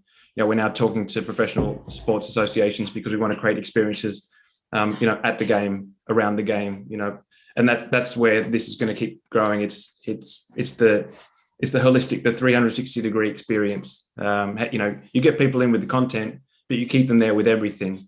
I can talk again for hours about this, but I'm really into this concept of fan engagement at the moment, particularly when it comes to sports. And I think this is where the future of this market is. It's creating a closed loop experience where you get your stats, you get your scoreboards, you get your streaming, you get your odds. You get the streaming with the odds over the top. I think it was Kindred just brought out a really cool over the top product. There's some really cool stuff coming out there, but then also, like using mobile, you walk past a stadium, you get invited in for free drinks, you get to go to your favorite betting booth in the stadium. You get to, your VIP, you get courtside seats, all this kind of stuff. And again, we can talk about this for hours, but I mean, this is where it starts becoming really cool. And it becomes more than just a game on a screen or sharp odds. It becomes a livable, breathable experience where betting is just one part of it. I think when we were talking earlier, you were talking about the Maxim bet deal, the Maxim deal. Correct. Yeah.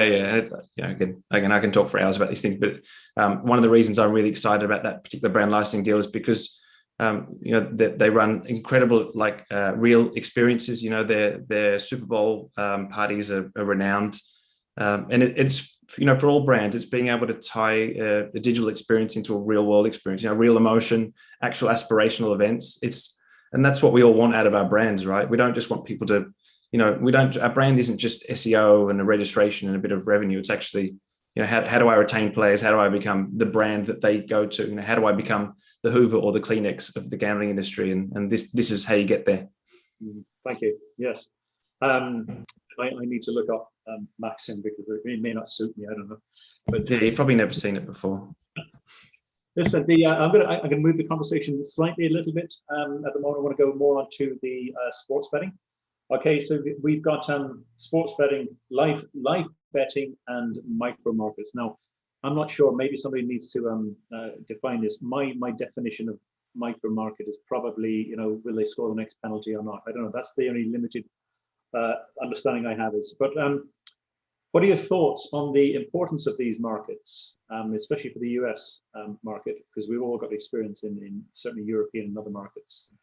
And for guys when attempting to launch into these markets, Alan, do you want to? I know you've got an opinion because we had a good chat about this before.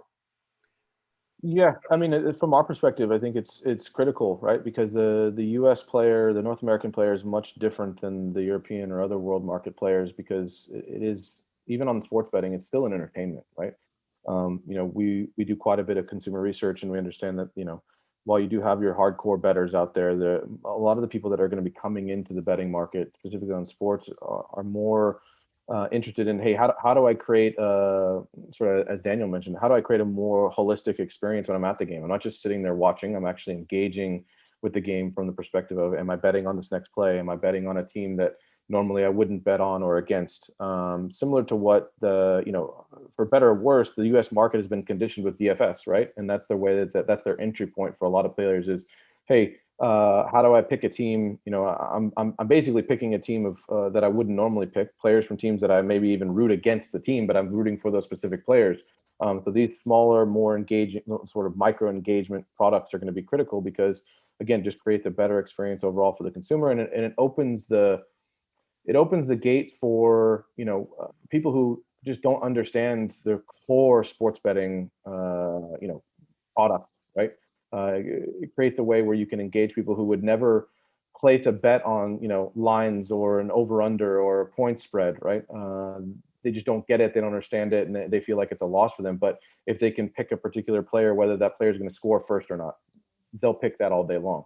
And so I think those types of products are going to be critical for mass adoption of sports betting in the market. Again, we always go back to, how do we get a soccer mom to place a bet? What can we do to convince the lady while she's sitting there watching her kids practice to jump on her phone and place a bet? That's where that's the level of hook and engagement that we're trying to achieve when we work with guys. I think you made a great point there, Alan, with the soccer mom, or more importantly, time, right? So you're competing for people's time with whatever product that we're putting out in front of them, whether it's a Netflix series or a Amazon Prime film or what have you. It's time that you're trying to capture from these people, and then of course overlay that with an experience and a good time whilst they're engaging with your brand. So if you can have products which allows somebody to come to your app, open up your app, they're waiting at the bus stop, they can put on a quick wager on the next score or next penalty or what have you, then that gives them a chance to engage in your service, in your product, where on other products which have a bit of a longer burn, they wouldn't be able to. Yeah, I mean, go ahead, Nick. I don't know who was talking there. Me. I just wanted to touch on the engagement piece there. I mean, every customer, every user wants a story to tell, right?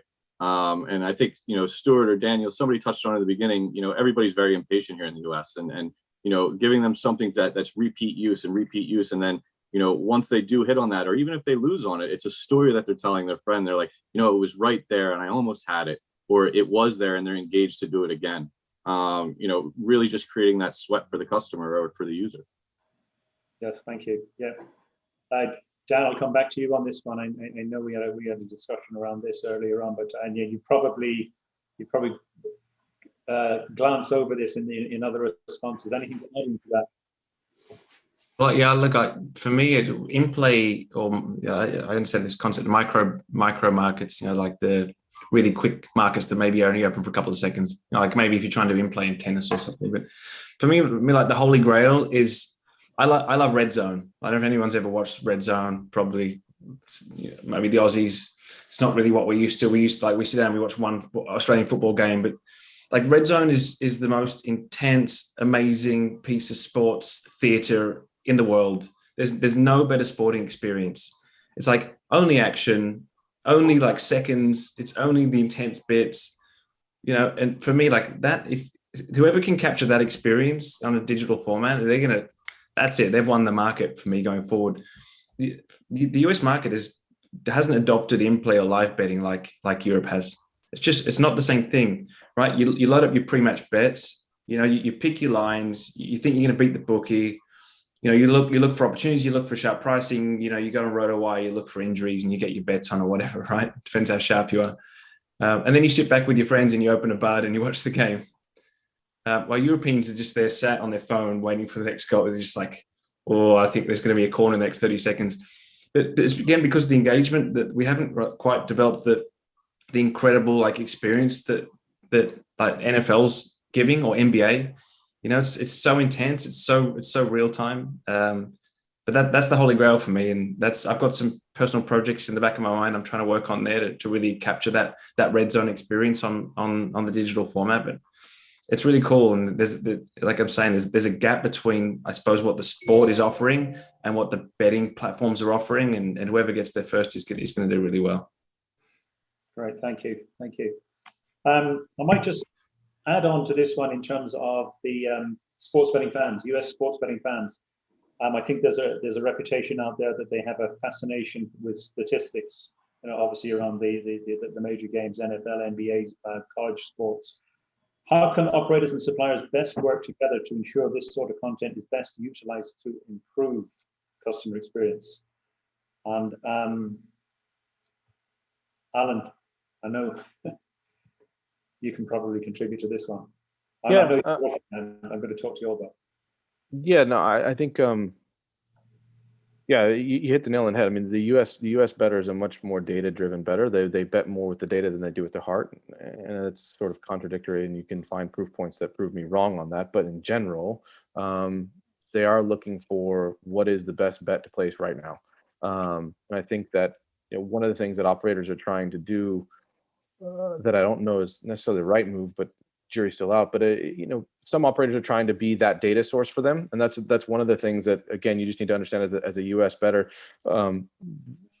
They like to compartmentalize, so they don't trust the operator's data, right? It's one of those things where it's like, hey, if I'm placing my bet with you, why would I trust you to give me the right line? Or why am I trusting your data sources? And so I think that's one of the areas that we're interested in and focusing on is, hey, who are going to be those sort of independent, neutral, third-party data sources that players are going to engage with, and then they're going to engage with that and then make that transition to place the bet once they find the data they're interested in. And so I think from an operator perspective, finding those right data partnerships and making those partnerships early on that are seamless, but also seem to, for the consumer, they're at arm's length, right? There's not a clear connection or a direct connection between operator A and data supplier B. I think the more that those data suppliers can be independent and sort of allowed to move and show data the way that they want to, I think that's going to be critical. But yeah, it's from everything that we've seen, the sports data queries. I mean, even looking at how many people are searching for gambling related sports data questions now on Google, it's the spikes there are astronomical. And there's a couple of clear winners there, I think, that are starting to evolve. But yeah, it's going to be critical moving forward for sure. Thanks very much, Alan. I'm going to throw it over maybe to Bob. Do you want to come in there? I mean, the U.S. consumer is very data driven. I mean, we didn't grow up with sports betting, right? We had illegal sports betting. We had a bookie down the street. We had offshore sports betting. But, we grew up with daily fantasy sports. I mean, you're drafting a team with a bunch of your buddies in a room, having a couple beers, and you're having side bets of over under points. Hey, is he going to make this next foul shot? Is he going to make the next 3-pointer? The consumers here are fans of players, and we need to make sure that we can deliver that experience to the customer. And it just it circles back to that engagement piece and creating a repeat customer there. Yeah. Dan? Yeah. I love this. I was talking about before, fan engagement. For me, this is it. This is what's cool about this industry. Like I'm trying to build a company of sports fans and sports entertainment, but we just happen to make betting products, because that's for me, that's where the value sits in this, right? We're kind of adding supplementary products to enhance the betting, the sports experience. Most people betting on sports in the US are sports fans, right? It's like, if you want to make money, there's probably easier and less stressful ways to make money than betting on. I know that there's plenty of sharp action in the market, and that comes from kind of what Bob's saying, that you grow up and all you care about are the injuries. I mean, other markets around the world, they don't register the injury emails. Like people don't find out when Cristiano Ronaldo's just twisted his ankle. People don't talk about it. It's not what we talk about. But it's data and understanding of what's happening behind the scenes, and like just the hype around drafts. It's an incredible opportunity for engagement during the season, off season, and then all the exhibition events as well. And there's always stuff going on. There's always information. It's incredible. And yeah, so this fan engagement piece for me is really where it's at. And putting a couple of data points on your side of, okay, cool, the last time these guys met up, it was, they won 60% of the time. that's cool, but again, it's not really like groundbreaking. It's not innovative. It's whoever can really nail this stuff in the future is really gonna set the standard. I see the more interesting stuff in the integrations with sports media brands, and that's something that the US market is doing quite differently to everywhere else. You can see that with some like very big sports media brands doing partnerships with with gaming companies, and they've got so much data. And you go look at things like the Yahoo Sports portal or the way Fox implemented, and they're quite cool. Again, there's not necessarily the crossover so far, but now we look at things like DAZN and their integration of bets, and sports odds and Triller and the stuff they're doing with betting companies, and that's a really interesting space. Taking the data and the odds, but it's actually all just being led by consumer media. That's a cool space. That's really interesting because that's where the eyeballs are. It goes deeper than that. I mean, we saw it with DFS, right? You've got guys that are asking the question, hey, how does this player perform on grass at away games when the temperature is below 40 degrees? Right? These are the types of data questions that the bettors in the US are asking because they're conditioned to based on DFS, right? Like at the end of the day, the daily fantasy and the season-long fantasy, these are the data questions. How is how good is LeBron James in the third quarter when he's down at the half, right? Like those are the deep questions that I don't even know that operators would be able to solve those questions. That's my point, is that there's questions that that the sports bettors are going to be asking that even the big media companies, like, they're just not going to be equipped to answer these types of questions. And so you're going to have to have the right data partnerships with the people who can. The funny thing there too is, I mean, the casual player is going to be asking those questions, but at the same time, the casual player is going to place a bet on, a side or total at, minus 115, minus 120. They're not looking for the value there. They're asking the crazy deep questions, but it's not about, making an extra dime on a side. Yeah, it's interesting, like that, the low juice like mentalities. People aren't hunting for dime lines anymore. It's they want to find the right spreads, or they want to see who's offering a nice prop that's interesting to them. It's changing a bit, isn't it? Yeah, the reduced juice stuff's great for the sharps. I mean, they're eating it up. But the casual guy, I mean, that you're speaking gibberish to him. Yeah. So what is what's the reduced juice? What's that concept, right? Margin, basically. Okay, sorry. Yeah. Less margin. I'm a very seasoned bettor, obviously, but and Nick just proved the point that everyone's been trying to make. How do we get Nick to bet? Yeah. We don't really write juice anymore in our promotional material because the squares don't get it now. Yeah. Okay. Everybody thinks of OJ Simpson. Yeah. Listen, I'll tell you what, we'll circle around maybe back to the concept of market access, and I know we touched on. I'd like to look at it from both, I suppose, big brands and then maybe some of the models. But for the big brands to start off with, some of the biggest iGaming brand deals that you've just mentioned them, Dan, have happened in the market with household names and guys like Caesars, MGM, Bally's, Fox. What does it mean for the new brands entering the market, attempting to get a foothold and a strong market share? And how can guys like yourselves overcome this challenge? Because it is quite a challenge, I think, as you see these guys move from one state to the next, devouring everything in front of them at the moment. It means it's very expensive. I'm going to ask Adam maybe to kick it off. You can tell us how much it's going to cost you in a minute, Daniel. Adam? It means it's very expensive. Yeah, I mean, certainly for, Dan used the term there before, a challenger brand, and I followed up, coming in as a challenger brand, the first questions that you're coming up against is, what other markets are you live in? What's your balance sheet like? Who's on your team? What's your capabilities, and how are you going to compete against these multi-billion-dollar companies coming into this market? And we found that we're able to build a compelling story pretty quickly, and we managed to secure market access in New Jersey. And what we've found there, we're not live in New Jersey yet. We're going to be live later this year, late in Q4. But what we found is, momentum creates momentum. So on the back of that, the next market access conversation, and then the next one that we're in now comes slightly easier. But I mean, what we're looking at companies like Playstar and Carousel Group is, and unless you've got a foothold that I'm not aware of, Daniel, is you gotta scurry around doing these deals and trying to secure these market access deals, because the big guys have already been through.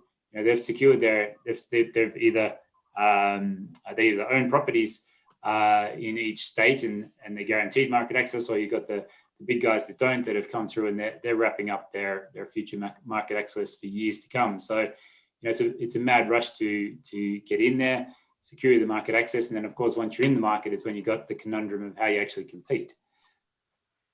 Thank you. Yes, I mean we're going back, I know, on a lot of points here, but Stuart, do you want to jump in here on this one? Big brands and deals. Yeah, well, I guess from a supplier's perspective, it's probably actually a little bit easier. But for us, obviously, we focus, like, specifically at the moment on New Jersey. We're more than aware of who kind of the big players are in the market, and we kind of take them one by one. And just coming back onto the point from earlier, we're being, at least in our own experience, just being a little bit more selective with which brands to go with live initially. So I think actually this is, and don't get me wrong, there's a lot of challenges for suppliers to enter the US market, but at least kind of on this topic particular, it's probably a little bit easier on the supplier side, being able to kind of focus on the established brands that are across various states that hopefully we can kind of work with moving forward. Great, thank you. Guys, I'm just going to say that we've got about 4 minutes left. So Dan, do you want to come in there, please? Yeah, market access is an interesting one. There's many ways to enter this market. You've got some single state brands, and they're very happy. They only want to compete in one state, and some people want to take on the world. Without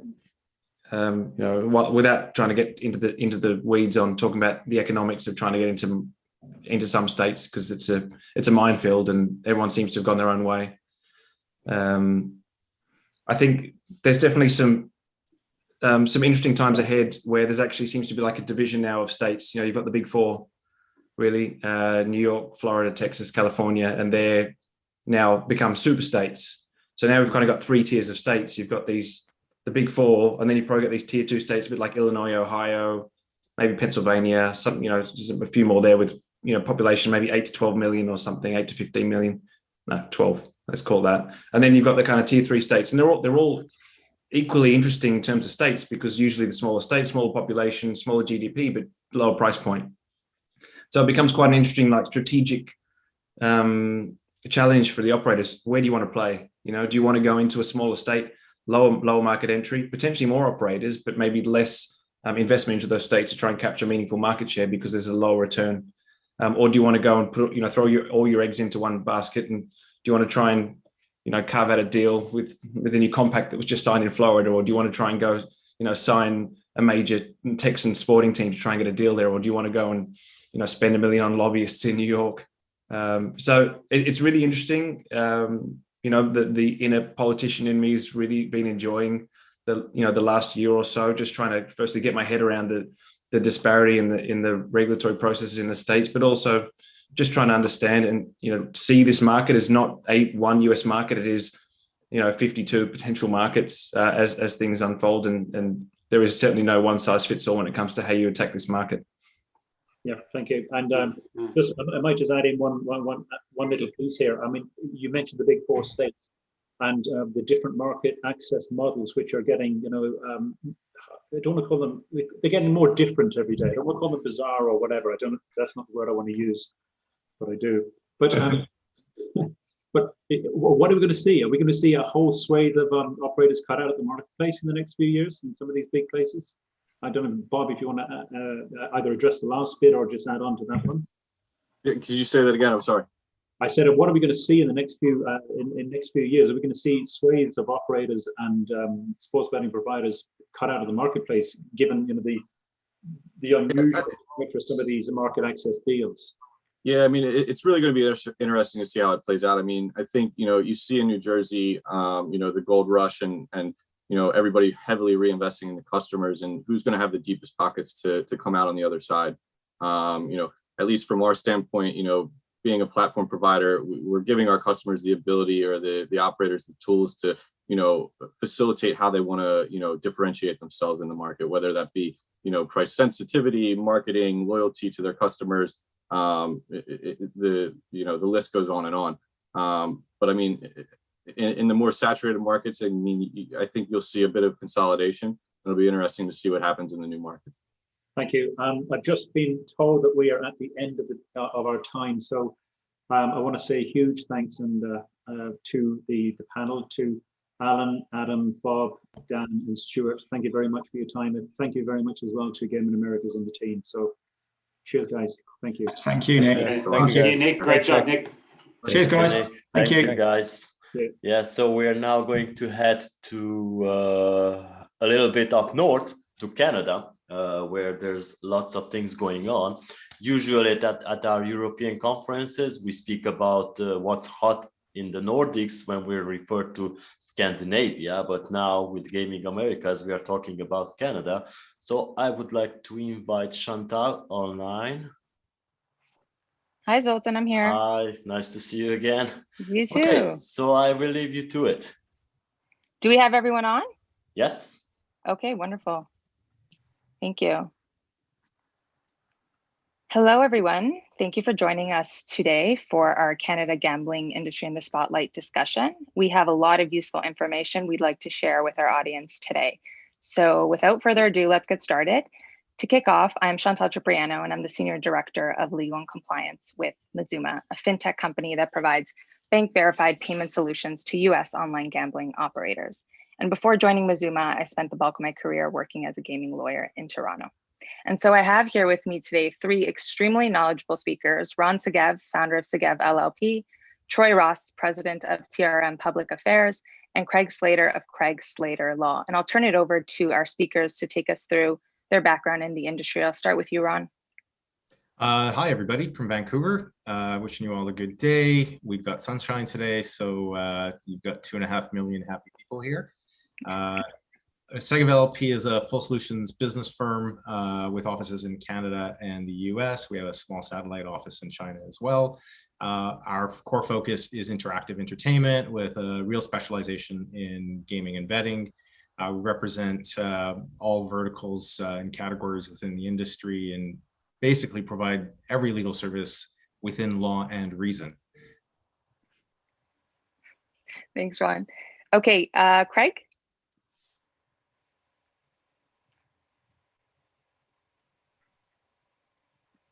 Craig, I think you're on mute. Yes, I know I was on mute, so I apologize again. Isn't that the watchword of the pandemic? You're on mute. That's right. Hello, folks. I'm Craig Slater. I'm a lawyer in Toronto. I am a sole practitioner. Prior to September of 2020, I was the general counsel at the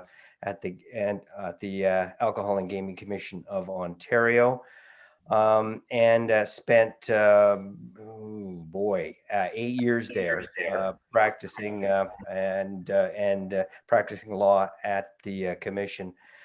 Currently, I'm specializing in gaming and regulatory law, and in the practice, and effectively, it's been gaming.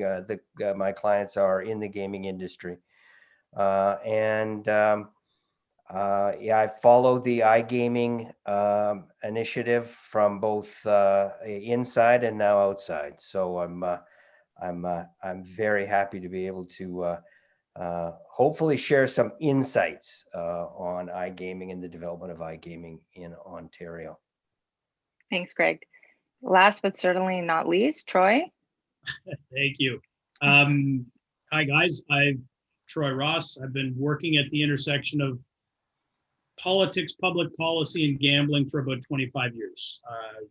Initially as a political staffer working for the minister responsible, then moved over to the Alcohol and Gaming Commission as the director of policy there. Left and joined a big public affairs firm and created their gaming practice. And for the last 10 years, I've been running my own practice with a number of associates. I've been active on the online gaming file since 2006 in Canada, when the previous government of Ontario tried to prohibit the activity. We defeated that legislation and been working to build support for a regulated market ever since. Wonderful, thank you. Great to have you three here today providing your expertise. So just to give a high level overview of what we'll be covering today, the two topics we're focusing on relate to iGaming in Ontario and the potential legalization of single event sports betting in Canada. And we'll start with the iGaming in Ontario. So to provide a high level summary here for our audience that are not keeping up with the Canadian market, there have been several developments in regards to the competitive iGaming framework in Ontario, which is a model that's been under government monopoly for many years. We currently have two processes that are underway to ensure that the competitive framework is implemented in a way that provides an elevated player experience by offering the best products and the best operator platforms, while also ensuring that we have the appropriate regulatory regime and putting responsible gambling initiatives in place. So the two processes that we have right now include the involvement of the Ministry of Finance, which has put out a discussion paper and requested feedback on the iGaming model from industry stakeholders. And we have the Alcohol and Gaming Commission that has released draft standards for operators that are looking to enter the Ontario market, with requests for industry feedback as well. And so the AGCO does intend to release various other related documents in the future, such as eligibility criteria, et cetera. And so with that high level summary, let's delve into some of the developments, the processes, consultations that have been taking place, the positives and some of the gaps we're seeing as well. And so Troy, I'd like to start with you. Would you give the audience the background on the two processes that are underway and how they are working in parallel? Sure. So, as Chantal said, there are two parallel processes underway right now. First by Finance, the other by the Alcohol and Gaming Commission, the regulator. The Ministry of Finance, as you said, released a document beginning of March 3rd, I guess. Those comments were due on April 16th. Finance was really seeking feedback on a couple of things. One, iGaming revenue sharing and how that would work. No surprise, Ministry of Finance was looking for what is their cut of some of the gaming revenue. Components of a commercial agreement between the operators and the government. Potential gaming categories that should be included, or if any should be excluded from that arrangement.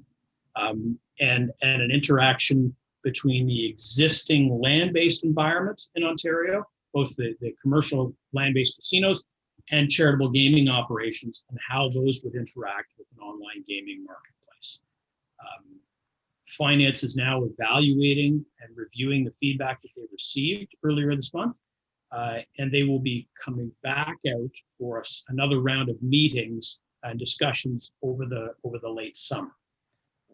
We hope and expect they're going to communicate decisions around revenue sharing and the tax rate, what the elements of a commercial agreement will look like, what the range of products will be.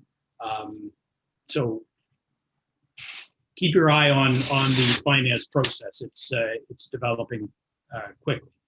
Switching to the regulatory consultation process, as Chantal mentioned, the regulator released draft standards on March 30th. Comments on those draft standards are due on April 30th, so tomorrow. Stakeholders can provide feedback to that. They need to go and register on the AGCO website, receive the materials, and they can provide responses right on the AGCO portal. Next steps for the AGCO, once they've received that initial feedback on the draft standards, is to go through eligibility requirements, then regulatory compliance, service experience, and then on a timetable that hasn't yet been determined, a discussion between the iGaming subsidiary of the AGCO and commercial contracts with the operators. No timetable has been set for that yet, but the entire regulatory consultation process is expected to take place over the next 3 to 5 months. Thank you for that. And Ron, let's just get a bit more into the nitty gritty of things. Troy did mention a bit about the content of the Ministry of Finance in the Ministry of Finance paper, but what is the difference between the content of that paper versus the content of the standards? Maybe you can flesh out some of the suggestions or notations that have been made in the standards. Sure. So yeah, Troy did a great job of setting out what was in the model. Another way to look at it is that it was sort of a high level introduction to the industry of how this is going to play out, who the stakeholders are on the government side, and how they see this being structured. So in addition to what was laid out by Troy, they also noted that that operators coming to the market would have to enter into an agreement with a subsidiary of the AGCO, which Troy noted. But material to our clients was the idea that they would have to enter into some sort of joint venture requiring a joint bank account. That definitely raised a lot of eyebrows among our clients. And it also laid out the groundwork for why the ministry and the AGCO are proceeding under this basis. In particular, it set out some of the legal framework around the quote unquote conduct and management requirement that the province needs to fulfill in order for it to comply with the criminal code provision. And so without getting too deep into the weeds, basically it set out that a reminder to the industry that the criminal code broadly prohibits all forms of gaming unless gaming is conducted subject to an exception. One of the exceptions is unless the province, quote unquote, conducts and manages the gaming activity. And so the model gets into some of that conduct and management language and says that this joint bank account is required to fulfill that compliance requirement. So I'm getting to the weeds there, but at a high level, kind of introduces the landscape. What we saw in the standards was definitely a lot more granular, more operational focused for the operators. So at a high level, the standards basically identifies 3 or 4 major parties. So as stakeholders in the operation, if you will. So the AGCO through its subsidiary working with operators, the gaming related suppliers, which ostensibly will be service providers to the operators, and the OLG, which is going to be treated as a standalone operator. So, a Crown Corporation operator. And the standards apply to all of those 3 participants in the industry. They are the GRS, the gaming related suppliers, the OLG, and the operators. The application, of course, varies depending on who you are. The nitty gritty is that they cover 6 major subject areas. One of them is titled entity. And so it's what can the operators expect with respect to management integrity, training of employees in management, the accountability of third-party service providers, and so forth. They get into responsible gambling. Again, how RG needs to be an integral part of your culture and policies, how that affects your marketing and advertising, and so forth. The 3rd section is about player counts and eligibility. Who can open an account? So 19 plus, have to be in Ontario. They get into some ideas of self-exclusion and so forth. Notably, they say that management and directors of operators can't play on the Ontario-facing platform. Neither can employees of AGCO or LG. So there's an integrity piece there that's really important. Speaking of integrity, that's the next section, which talks about game integrity. Yes, that's the sound of paper, very old-fashioned. And then I'm going to be referring to a lot of paper, so you'll have to bear with the crinkles. And then the next section is, public safety and protection of assets. So things like, platform security, IT infrastructure, data management, and so forth. And then the last one is really about, they don't want this regime to be a conduit for proceeds of crime. So there's a section about AML. And I think it was a really good first go at informing the industry of the minimum standards required. And the word "at minimum" is used throughout the standards. Thanks, Ron. So I want to turn it over to Craig now. Craig, you're in a unique position, having sat in the regulator's chair and now sitting in private practice because you've had a chance to be on both ends of the spectrum. So what's your view as to how the consultations have developed between the regulator, the province, industry stakeholders, et cetera, as related to the two processes we've been discussing? I'm actually quite optimistic. I think things are going actually quite quite well. These sets of consultations were actually preceded by an initial set of consultations done in 2019, not soon after the iGaming initiative was announced in the 2019 Ontario budget. And the consultations in 2019 were similar to the structure in this year's consultations. There was a broader, more policy-oriented set of consultations that was headed by the Ministry of Finance, and there was a more technical set of consultations that was headed up by the AGCO. So, and certainly what I've seen, and I can't speak for the Ministry of Finance, but certainly what I've seen is that, you know, their understanding of the industry has improved, maybe not improved as much as some of the participants and operators would hope for, but it has improved. It's clear from the discussion paper that they have a fairly good grasp of the issues, and so as I said, I'm actually quite hopeful, and I know Ron mentioned some of the issues in the discussion paper, and I think those have to be put in a little bit of perspective, and certainly we have to think that this is a bit of a learning experience for the ministry about how the industry works. I can speak a little bit better about the AGCO consultations and certainly the April consultations. Ron mentioned aspects of the standards.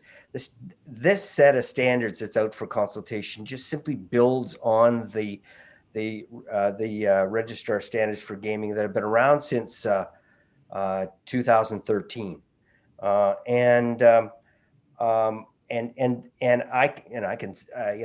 know that in fact the kind of comments that the AGCO got from operators back in 2019 is actually reflected in these sets of standards. So how have they developed? I think they're developing actually fairly decently, and I think it's important for those who are providing comments to understand that they have to work with and educate both the regulator and the government to some extent in terms of the issues that are important in the industry. Great, thank you. And so as with everything, there are positives and there are negatives. So let's explore the good and the items that need improvement that the three of you have seen as related to these processes and as related to the model. And so both of the questions that follow are directed to each of the speakers. And I'll start with you, Troy. What do you view as the positive or strong components of the model in its current form, including the comments in the Ministry of Finance paper or what's been outlined in the AGCO standards? Sure. I guess a couple of things. The core principles and the stated policy objectives that the government is coming at designing a regulatory regime are sound, right? Consumer choice, they want fair competition, they want to improve the experience, or at least not detract from the experience for consumers. They want to provide consumer protection, ensure safe play, all of those good public policy agenda items. I think they want to create a legal licensed market that drives some revenue back to provincial treasury. All very positive. I'd say on the Ministry of Finance side, the final really positive thing was, I think, retaining Birgit Sand, the former regulator from Denmark, was an inspired choice, and she's she's forgotten more about online gaming regulation than many people will ever know. So she's been a wonderful assistance to the government.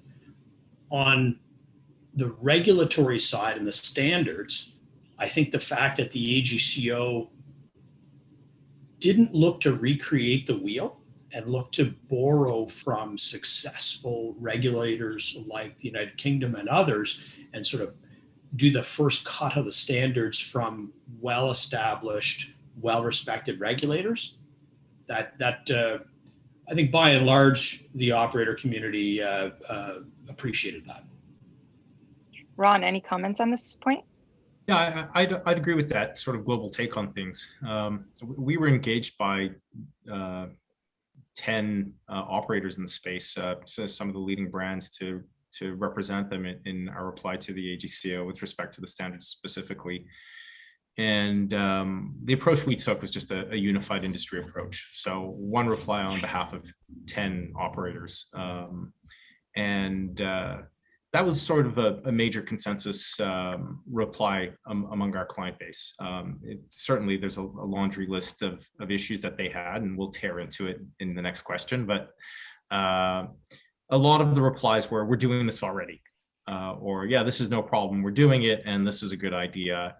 Or the reply was, or we had one reply with respect to the technical security of the platform, where they'd actually recommended even more more secure technical implementations and things like that. So we could see that the standards were properly informed by what are best practices and sort of commercially viable standards. In my repeated communications with the AGCO prior to the release of the standards, they kept saying that we do not want to create a black market. The way you create a black market is you make this a commercially unviable proposition. And I don't think we saw this. I mean, we have yet to see what the tax regime looks like, what the licensing fees look like, and so forth. And money will talk very loudly, but so far it's encouraging. Craig, any final comments on this point? Sure. I mean, I think one of the real challenges for the AGCO has been to ensure that it's a standards-based and outcomes-focused approach to the regulatory framework is maintained and strengthened in the iGaming model. And certainly that's a bit of a challenge for some of the more technical of the standards. Just to use an example, crafting an outcomes-based standard for things like change management is probably a bit of a challenge. And in addition, the current standards, the 2013 standards, were based on the assumption that the OLG was the only conductor and manager in the province, and that's not the case now with the introduction of the concept of an AGCO subsidiary, which would conduct and manage the lottery schemes for iGaming. So, as a result, much of those assumptions had to change for the iGaming standards, and that meant that things like responsible gambling and anti-money laundering and gaming integrity had to be revised. I think that this iGaming model has to recognize that the success of it will be based on the seamlessness of the experience for players. There has to be a continuity of experience between the gray market and the regulated market. Players have to have the same experience as they did in the gray market, or it's just simply not going to be successful. And I think that the AGCO recognizes that and certainly working towards that as an objective. It's great that we have all these positive components, but let's look to the flip side for a moment. It seems that there are areas that can be improved upon.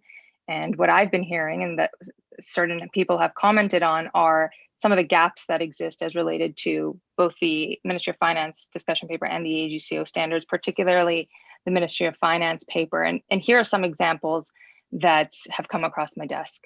The regulator fulfilling the conduct and manage function, which Ron and Craig, you've already alluded to, a suggested joint bank account between the AGCO and an operator, no shared liquidity, and single event sports betting not yet being legalized. And so I'd like to explore more about why you would consider these to be gaps, and feel free to discuss any other gaps that you think are worth mentioning, whether from a legal or political standpoint, or even from an industry standpoint, such as the ones that operators or gaming suppliers are facing. So Ron, I'll start with you. You did speak about the conduct and manage point a bit. Perhaps you can give the audience a bit of background on the phrase for those that are not in the Canadian market, and then delve into why it's been such a point of contention for the operators.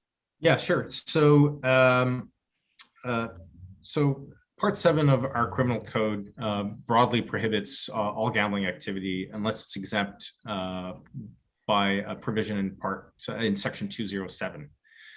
Section 207(1)(a), I'm going to read it, states, notwithstanding any of the provisions of this part, and it's referring to the gaming and betting provisions, it is lawful for the government of a province, either alone or in conjunction with the government of another province, to conduct and manage a lottery scheme in that province, et cetera, et cetera. So our courts have looked at what conduct and manage means, and some provinces have taken a lot of that jurisprudence, and since then have created a regime where they offer gaming and betting in province. So to date, our land-based gaming is operated in conjunction with a private operator. And our online gaming, and this is across all provinces that have a gaming regime, and our online gaming is operated by the province with the support of the third-party private sector B2B industry. Now, the province's position is that they need to fulfill that conduct and manage role under this new regime, and the way they're going to do that is by having a joint bank account held between the subsidiary that they're going to set up for this purpose, for the purpose of the new iGaming model, and the operator. And I mean, we take issue with that legal interpretation. My firm, we looked at 224 cases that explored what conduct and manage means. Not one of them had made reference to the need to either control a bank account or hold a bank account. And our clients, frankly, think that, having a joint bank account with, with a government entity is going to create too many operational problems, too many questions, and we just don't have enough transparency around it. I think, that's just one small piece of the puzzle. Maybe just to pull back and provide a framework for why we think certain elements of the standards are problematic. It's not because our clients are being gratuitously difficult. I mean, basically what they're trying to do is come to a market that's commercially competitive, and so they're just mindful about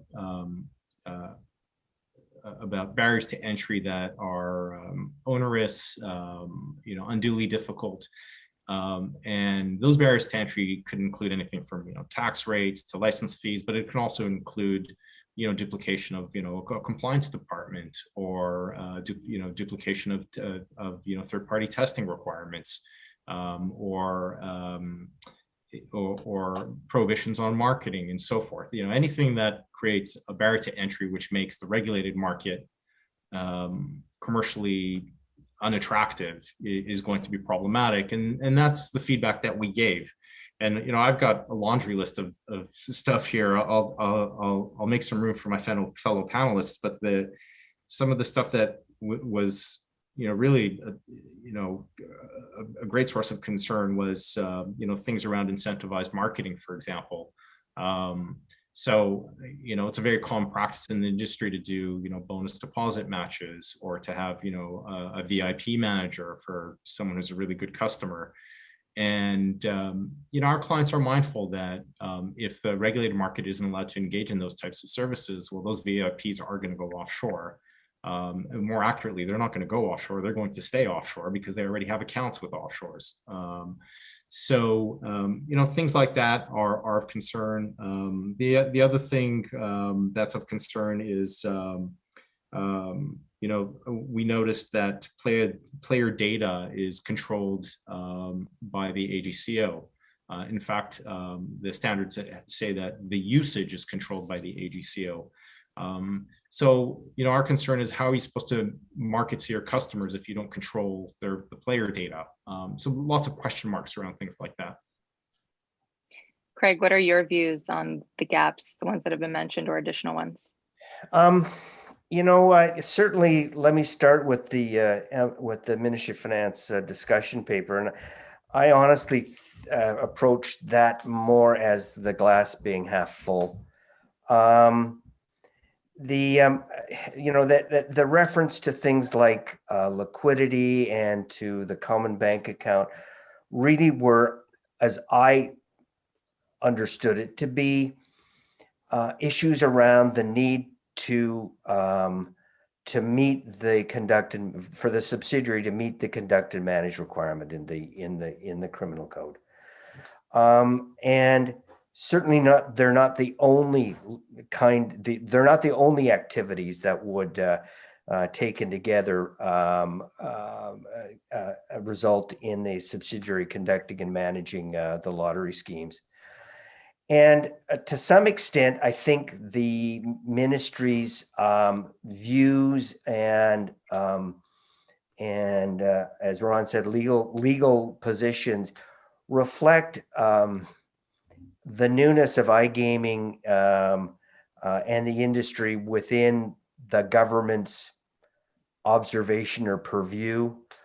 I think there's an opportunity for operators and suppliers as part of the consultation to work with the government and provide examples of activities and indicia that taken together might not include joint bank accounts. I don't actually know how that would actually work, but wouldn't include joint bank accounts, but would include enough activities that it would be easy to conclude that the subsidiary was the operating mind of the lottery scheme. In terms of the standards themselves, I know that the AGCO is looking forward to reviewing the results. It's on the government side, including the AGCO side, they want to make this thing work. The legislation has already been enacted that allows for the creation of the subsidiary and provides its authority to conduct and manage. So certainly from the regulator side, I think that there's a real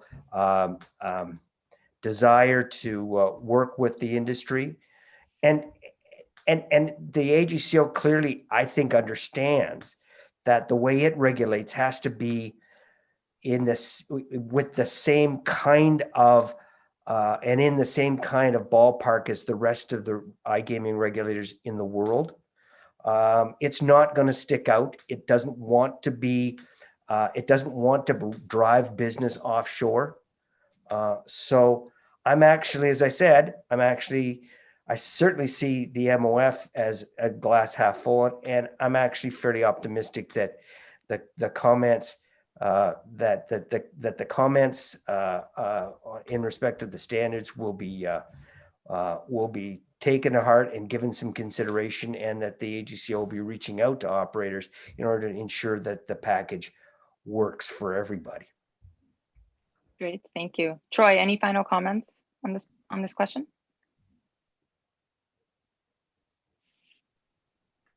Just noticed I was on mute. Sorry, Craig, I stole your thunder there.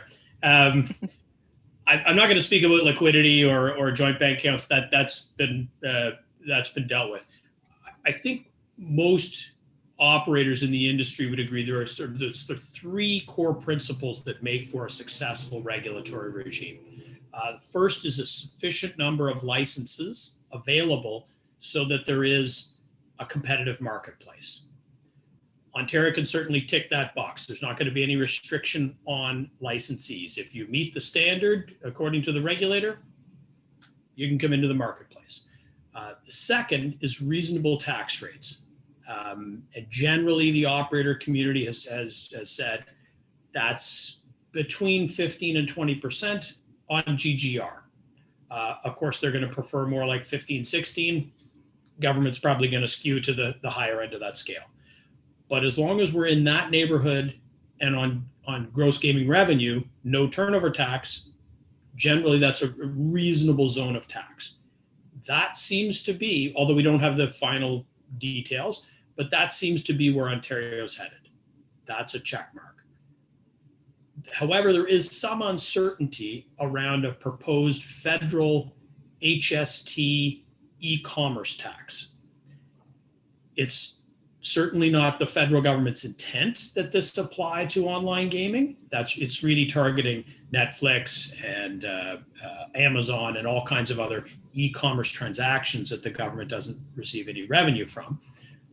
But that is a potential real serious threat to the industry, because if the tax rate goes too high, operators are going to start making decisions around whether or not they want to enter a marketplace. The third major success criteria, I think, for any regulator is no restrictions on any of the major categories. And that's where Canada has a real problem, at least right now, because we do not have legal single sports betting. Yes, we've got a bill in the Senate, but it's not passed. Your questions, Tal, but it's not looking like we're going to have a path to single sports wagering this calendar year. And 40 to 45% of the handle on online gaming is sports betting. So that's a serious problem, because if we're going to the Ontario public with a regulatory regime that's taking one of their major products off the table, that's not going to go well, and that'll dramatically reduce the channelization rate. Thanks, Troy. So I think those points have been helpful and insightful, and we could spend hours talking about iGaming in Ontario, but Troy, you've already alluded to the single event sports betting, and that's a topic I definitely want to get into, and I'm sure the audience would be interested in hearing about. So Troy, on the topic of single event sports betting, I think there's been some confusion with certain members in the industry, especially those in different jurisdictions, with the bills. So we had the private members bill, and then we had a government bill, and we had two bills, and now we have one, and it's been a confusing sort of situation. Can you clear this up for our audience as to the political process with the two bills, what took place, where we are with the initiative, what's left to be done? I know the industry is anxious to move this forward. I imagine the industry is confused, because everyone on Parliament Hill for the past few months has been confused by the process. Yeah, we had a bizarre set of circumstances in our federal House. We had a private members bill, Bill C-218, that has been going through the process to change and allow for single sports betting. About 3 weeks later, the government introduced Bill C-13, which was almost identical, but not quite. Long and the short of it is, Bill C-218 was called for a second reading vote. It was passed and sent to committee. A few days later, the government planned to introduce Bill C-13 for second reading and send that to committee. Somehow, nobody on the government side realized that having two pieces of identical legislation would create the challenges that it did. It was appealed to the Speaker of the House. The Speaker of the House ultimately ruled the government bill out of order and struck it down. So the private members bill was the one that had to go forward. It's a shocking level of incompetence by our federal government, but if you were trying to get vaccinated in this country, you'd see that that's only one of the issues we have. Anyway, Bill C-218, the private members bill, has gone forward. It went through committee stage. It was voted on at third reading last week. It will be reported to the Senate shortly. No doubt, if any of you are reading some of the media reports, you've probably seen that people are suggesting the Senate is just a rubber stamp. That's a misleading statement. That's not accurate. It's taken us 15 months to go from first reading to third reading in the House. if it takes us even half that long to get through first reading to third reading in the Senate, I'm not optimistic that we will have single sports betting in the country by the end of the year. And the reason for that is we're in a minority parliament situation. Most political observers would suggest that the Prime Minister wants to get as many people vaccinated as he can and then pull the plug on this parliament and go to the polls and hopefully get a strong majority government. So if it was possible to get the Senate bill through the process in 2.5 months, then I think we might be in business. If it's going to take much longer than that, sadly, I'm not optimistic. This is one of those ones where I hope I'm wrong, but I don't think we got sports betting coming until 2022. Thanks, Troy. Craig, what are your thoughts on this? And from an Ontario perspective, do you think there's a way for Ontario, who has openly said that they support the initiative, to exert any sort of pressure on the federal government to move this along? Well, I mean, I think that they have to reach out. I think the government, if the government wants single sports betting, and quite frankly wants a successful iGaming project, as Troy has suggested, it does really need to start reaching out to the senators. And you know what? And there is a good story to tell. I mean, we're in a lot different position than we were the last time single sports event legislation died in the Senate. I mean, we've got a situation in which Canada is actually fairly far behind. I mean, sports betting is taking place in all of the major jurisdictions in the United States. It's always has been popular in Europe, but it's certainly in North America, and Canada is behind. And as well too, I mean, that one of the issues the last time the bill died was, you know, an opposition to gambling. It's single sports event betting and gambling itself. I mean, certainly Ontario has a really good story to tell about the support for responsible gambling initiatives as part of commercial gambling, and that's something that can be sold as well too. You know, the point of it always has been with single sports event betting is that there is absolutely no upside for a federal government, none whatsoever. So they're actually not going to do very much. So it really does depend on the industry and the provinces to start to talk and start to tell senators how important this is within the broader gaming marketplace in Canada.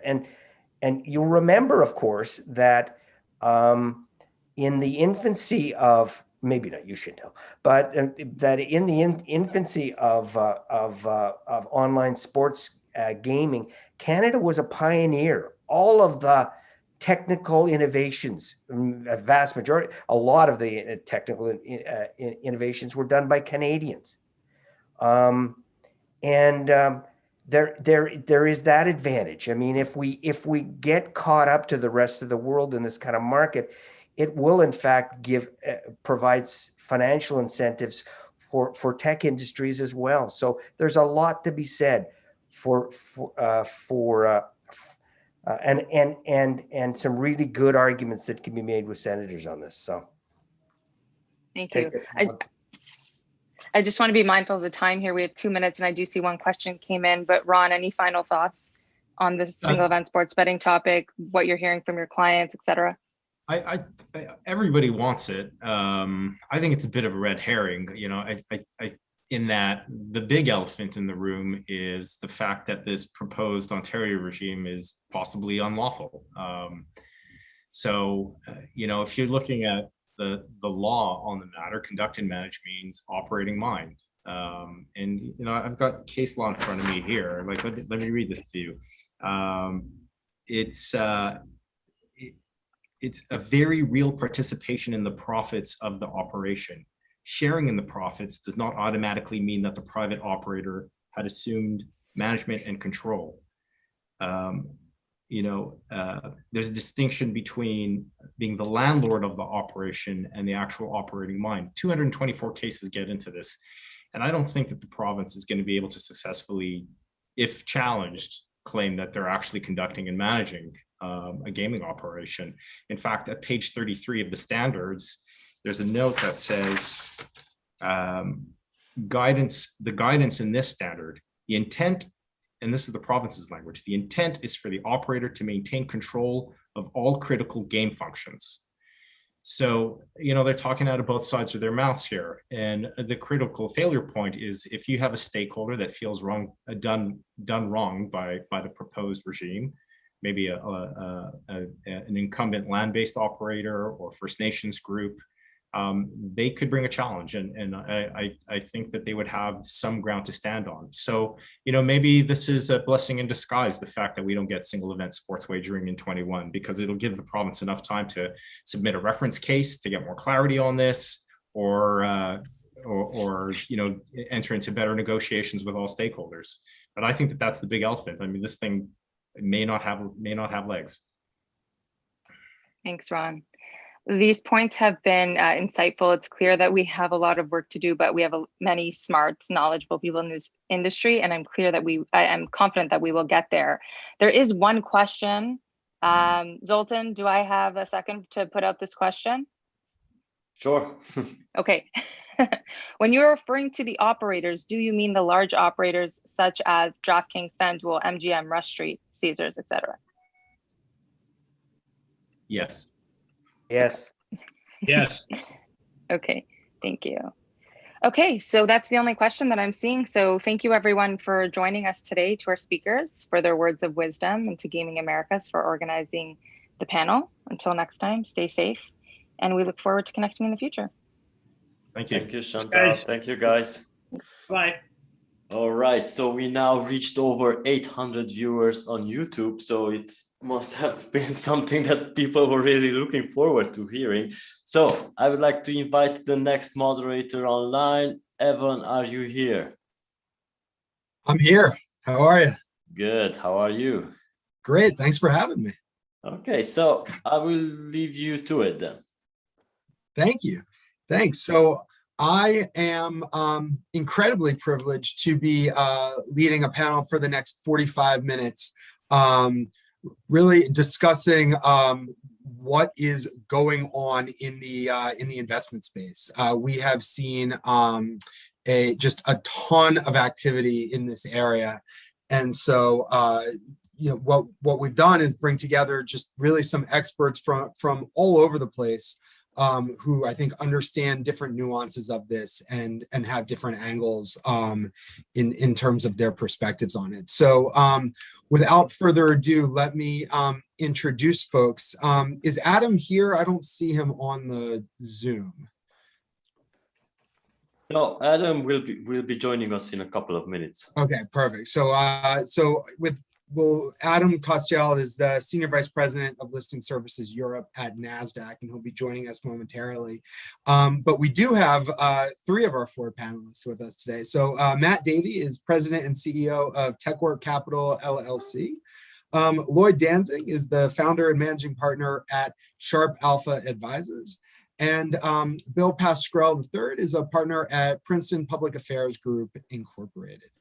So gentlemen, thank you so much for taking 45 minutes out of your day to join us. And rather than sort of going down the line and as introductions, I'll just kind of kick us off with a question, and perhaps you can sort of introduce yourself and talk a little bit about your background, obviously specifically as it relates to this space as you do it. So the first question is perhaps one that we've seen asked a number of times now of all sorts of different panelists at different conferences, written about in different trade publications. But it seems as though every week there is some development in this space, and there's some new angle to it. So I'll start with Matt. We have seen a ton of SPACs looking at this space, right?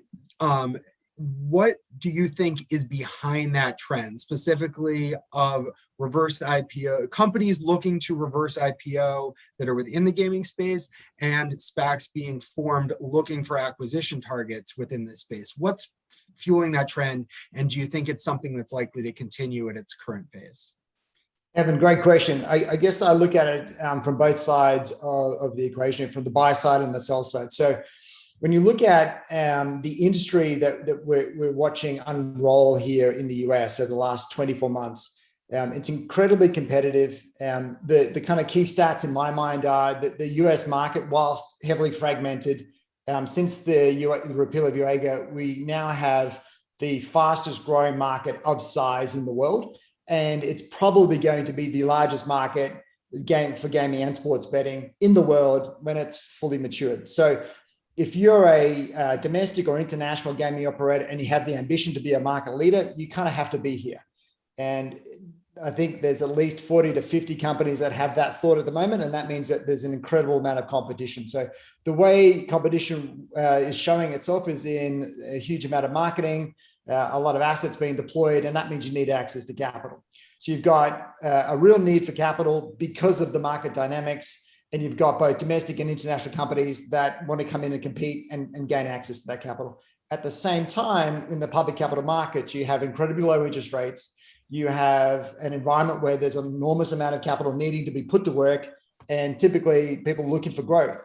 So you've got these high, fast-growing businesses that need capital, and you've got the public markets with huge funds that need to put money to work. And so it's a really nice confluence of those two events.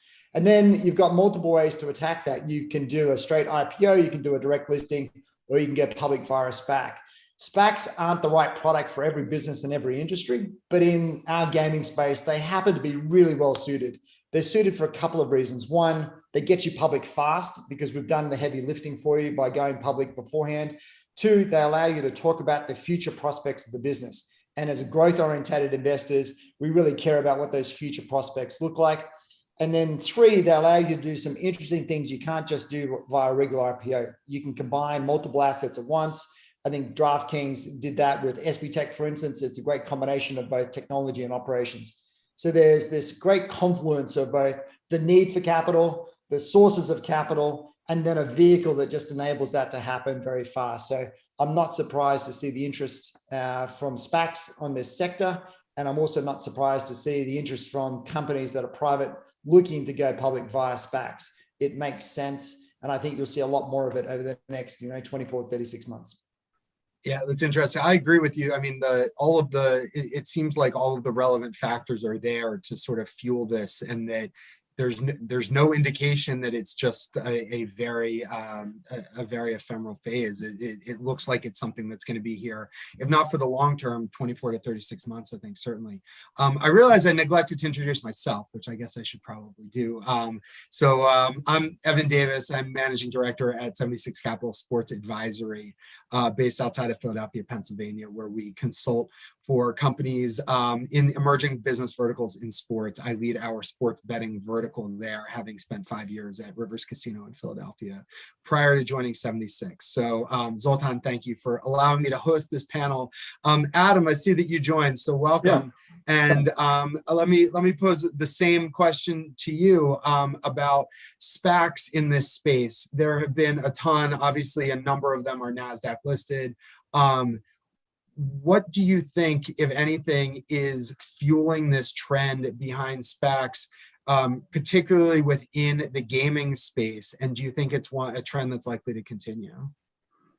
Well, I think, so just my background, basically, I run the Nordic markets for NASDAQ or the European markets. So that covers the Nordic markets, Stockholm, Helsinki, Copenhagen, and then also European companies going to the US, which we've had a few over the years, and continue to see a strong interest, and in particular within this sector. So if you look at the Stockholm market, it was probably one of the most active markets in this space for a long time, both on the betting side and sports betting and gambling online. The Swedish market, there were a lot of pioneers there, and Evolution Gaming is definitely one of those in terms of driving the development. The interesting thing that's been happening in the European markets is I think one fundamental topic, which is ESG, and ESG has really hit the market, this particular sector, quite hard in terms of the lack of interest or appetite from certain investors for that space, and especially in the Nordic market. So you've seen some strong players grow up in this market, and now as the U.S. market is opening up, clearly they don't only see this as a commercial opportunity, they also see it as an opportunity to expand their investor base to reach the US market. And then the question is, how do they do this best? If they're already listed in Europe, which many of them are, then a dual listing and potentially doing an initial IPO makes sense, because if you do have a commercial opportunity in the US listing really makes sense. And in particular in this space where, the credibility and the transparency of being a listed company adds value. And then the question is, if you're not a listed entity and you're looking to go public, then the option of using a SPAC, their SPAC route, is there. And it's a very strong alternative for a solid business. And many of these companies in this space are solid business. They are growing, they are profitable, and they have a great commercial opportunity ahead of them with the US market opening up. So definitely expanding and going public in the US is very relevant for them, because at the end of the day, many US investors will not invest in European companies in the public market unless they're listed in the US. So they will just scrape the top layer of the icing of the cake if they're listed in European markets. But if they're listed in the US, they can have a much deeper reach. And I think also the growth of gambling and betting and the opening up of the US markets is slightly political as well, because it is about creating jobs, it's about creating tax opportunity and for states. So they want to see that they not only grow and expand, but they establish and create jobs. So it really goes hand in hand in really becoming a serious and transparent player in the US. And at the end of the day, a SPAC, an IPO, dual listing is just one more way of accessing the public markets, but especially credible if you are a solid business. And that's where we have seen some issues with SPACs, is that some of those businesses trying to access the markets through SPACs have not been as solid, whilst the betting and space and the gambling space is fundamentally, many of these are very strong businesses. So it's a great segue to my next question, which speaks to this now what, right? Matt and Adam both spoke to the idea that this can be just a very fast and effective way of accessing capital. So now what we have, especially when we look at the sports betting space, is a handful of companies, some maybe more than a handful, that do have access to that capital, right? That are listed, whether they've been listed for quite a while or became so recently. And have that access, and others that are still either listed but not listed in the United States, not listed at all, and still privately relying purely on private money. What does that mean in terms of their competitive advantages? So for public companies or JVs that are backed by public companies versus their competition, what does it mean for them to have that access to capital, especially when we look at the customer acquisition race that's going on and the money that these companies are spending? So Lloyd, I'll ask you first, and then Bill, what does that mean to have that sort of access to capital, and what sort of a competitive advantage is it giving these companies? Yeah, it's a great question. Obviously, I think we've seen how capital intensive the customer acquisition landscape is and how critical economies of scale are to really carving out and retaining a significant portion of market share. I think, and also this relates to the comments from the SPAC discussion previously, it's not just access to capital markets, but the access to a US multiple being put on your digital business. If you're MGM or a brick and mortar retailer or a non-US gaming company, you're trading at, maybe 1, 2, 3, 4 times revenues, whereas Genius Sports and these US-based digital businesses are trading at 10 times revenues. And a lot of companies, especially recently public ones, monetize and use their stock as currency to make acquisitions and continue growing. And one of the reasons we're going to continue seeing a lot of all stock deals is because a lot of newly or recently public companies are recognizing that they can monetize this stock of theirs, which is achieving a much more significant multiple than it would had they been public in a different market or not have been carved out. And that allows them to do a lot of things, I think, in the space as well. But specifically, we see, MGM coming in and saying they're going to spend $450 million on customer acquisition to compete. And I believe they claim they're competing for a number 2 spot. I don't even think they say they're going for number 1 sometimes. And that's just an astonishing amount of money. And, how do you feel if you are not capable of spending $450 million and trying to gain share? I will say I've seen what I think are a couple of really impressive innovative marketing tactics that do flip a bit of the customer acquisition economics on their face. I think PointsBet is one of the best examples. Early 2019, they were only live in New Jersey, and the Astros had just gotten caught cheating in the sign stealing scandal against the Yankees in the ALCS. And PointsBet, who was live in New Jersey, where there's a lot of Yankee fans and a lot of New Yorkers going across the border, sent out an email. It kind of looked like an Instagram post, and it said, "The Astros cheated. If you bet up to $100 on PointsBet, we will refund your bet. And if any of your friends place up to $100 bet anywhere else, have them come to us and we'll refund them anyway." And it seemed like, this amazing, generous thing that PointsBet was doing. Of course, really, they were poaching customers directly from their competitors at a fraction of the market rate. And so I do think there is room for innovation here, but I think at large, it is really hard to compete with the amounts of money that are being spent and access to public capital markets, even in light of how much incredibly large amount of money is available in private capital markets these days. As a private company, you can't monetize your stock and do stock-based acquisitions in the same way you can when you're public. And I think the combination of those, access to capital and ability to make acquisitions, does make it tough to compete in the customer acquisition landscape if you don't have those features. That's an excellent point, right? I mean, we've seen companies, DraftKings has been in the news, it seems like every couple of weeks now with another acquisition. And yeah, when you can use your market cap at whatever they're at now, 20 some odd billion, for as currency, it's huge. So Bill, if you're not one of these guys, what do you do? How is it that you come in? Either how do you come in to the United States from Europe? How do you launch from scratch in the United States? How do you take companies that have a reputable gaming brand, but not necessarily an online brand? How do they compete? Evan, it's good to be here. And Zoltan, thank you. I've known Zoltan for 5 years.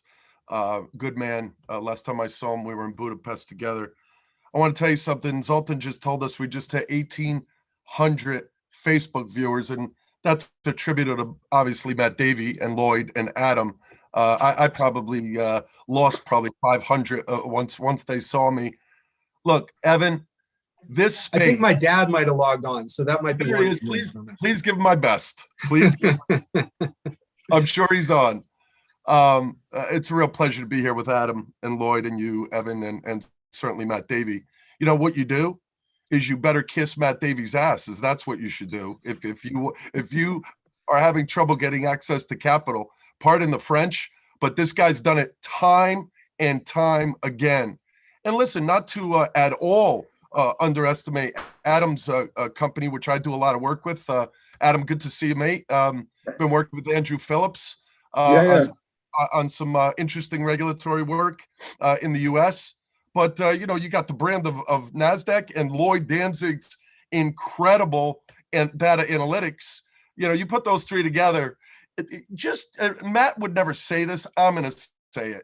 He raised money for his new SPAC in about 3 hours. Okay. It's just, he is a known brand. I've been interested because I'm not in their space. I don't sort of raise money. I don't invest money. I sort of advise and try to put people together, make, as we say, the mitzvah. But I've been extraordinarily interested in the number of calls I've been receiving of new SPACs coming in, new private equity companies coming in, and asking me if I'd get on a 1 hour call a month to give them some advice on regulation and all, which is great for me to give me revenue, but also saying, Bill, if you know of any startups, we're really keen on startups, right? Cheaper to get them early on in the phase than to where one of Matt's great success stories and a client of mine is bet makers, right? Staying ahead of the curve. we all know nobody on this Zoom needs any motivation or advocacy to understand what this market's going to mean in 2 years. We have upwards of 20 states and the District of Columbia already in the space. You saw what happened with my client Hard Rock and a Seminole tribe on Friday in Florida. You see what Governor Abbott's doing. And, politics, Matt and Lloyd have heard me say this so much. I hope they don't, shut the screen off. But politics is very critical to this industry. It's important for regulation, legislation. But the most meaningful events happened within the last 6 months. The election, the inauguration, and the fact that we have a new AG that's going to be going back to the old interpretation of the Wire Act is very important for the industry. Also, the election of President Biden, whether you like him or not, really helped give a little bit of bandwidth to Republican governors like DeWine in Ohio and like Abbott in Texas to make that leap to start to have that conversation. I was in Mississippi in December with Governor Tate Reeves. I mean, he and I couldn't disagree more politically. Great man, awesome bourbon drinker, but he's talking without a significant influence in lobbying him. Bill, help me. I want to bring online gaming to Mississippi. Think about that for a minute. It wouldn't even be discussed a year and a half, 2 years ago. So the other thing I think that is important, and I can't hold the candle to my three other colleagues on this panel here about analyzing financial markets, but what I think is also important is this Wire Act's going to go back to its old Obama December 2011 interpretation. Very important and powerful. And I also think that there's a couple of pieces that are happening.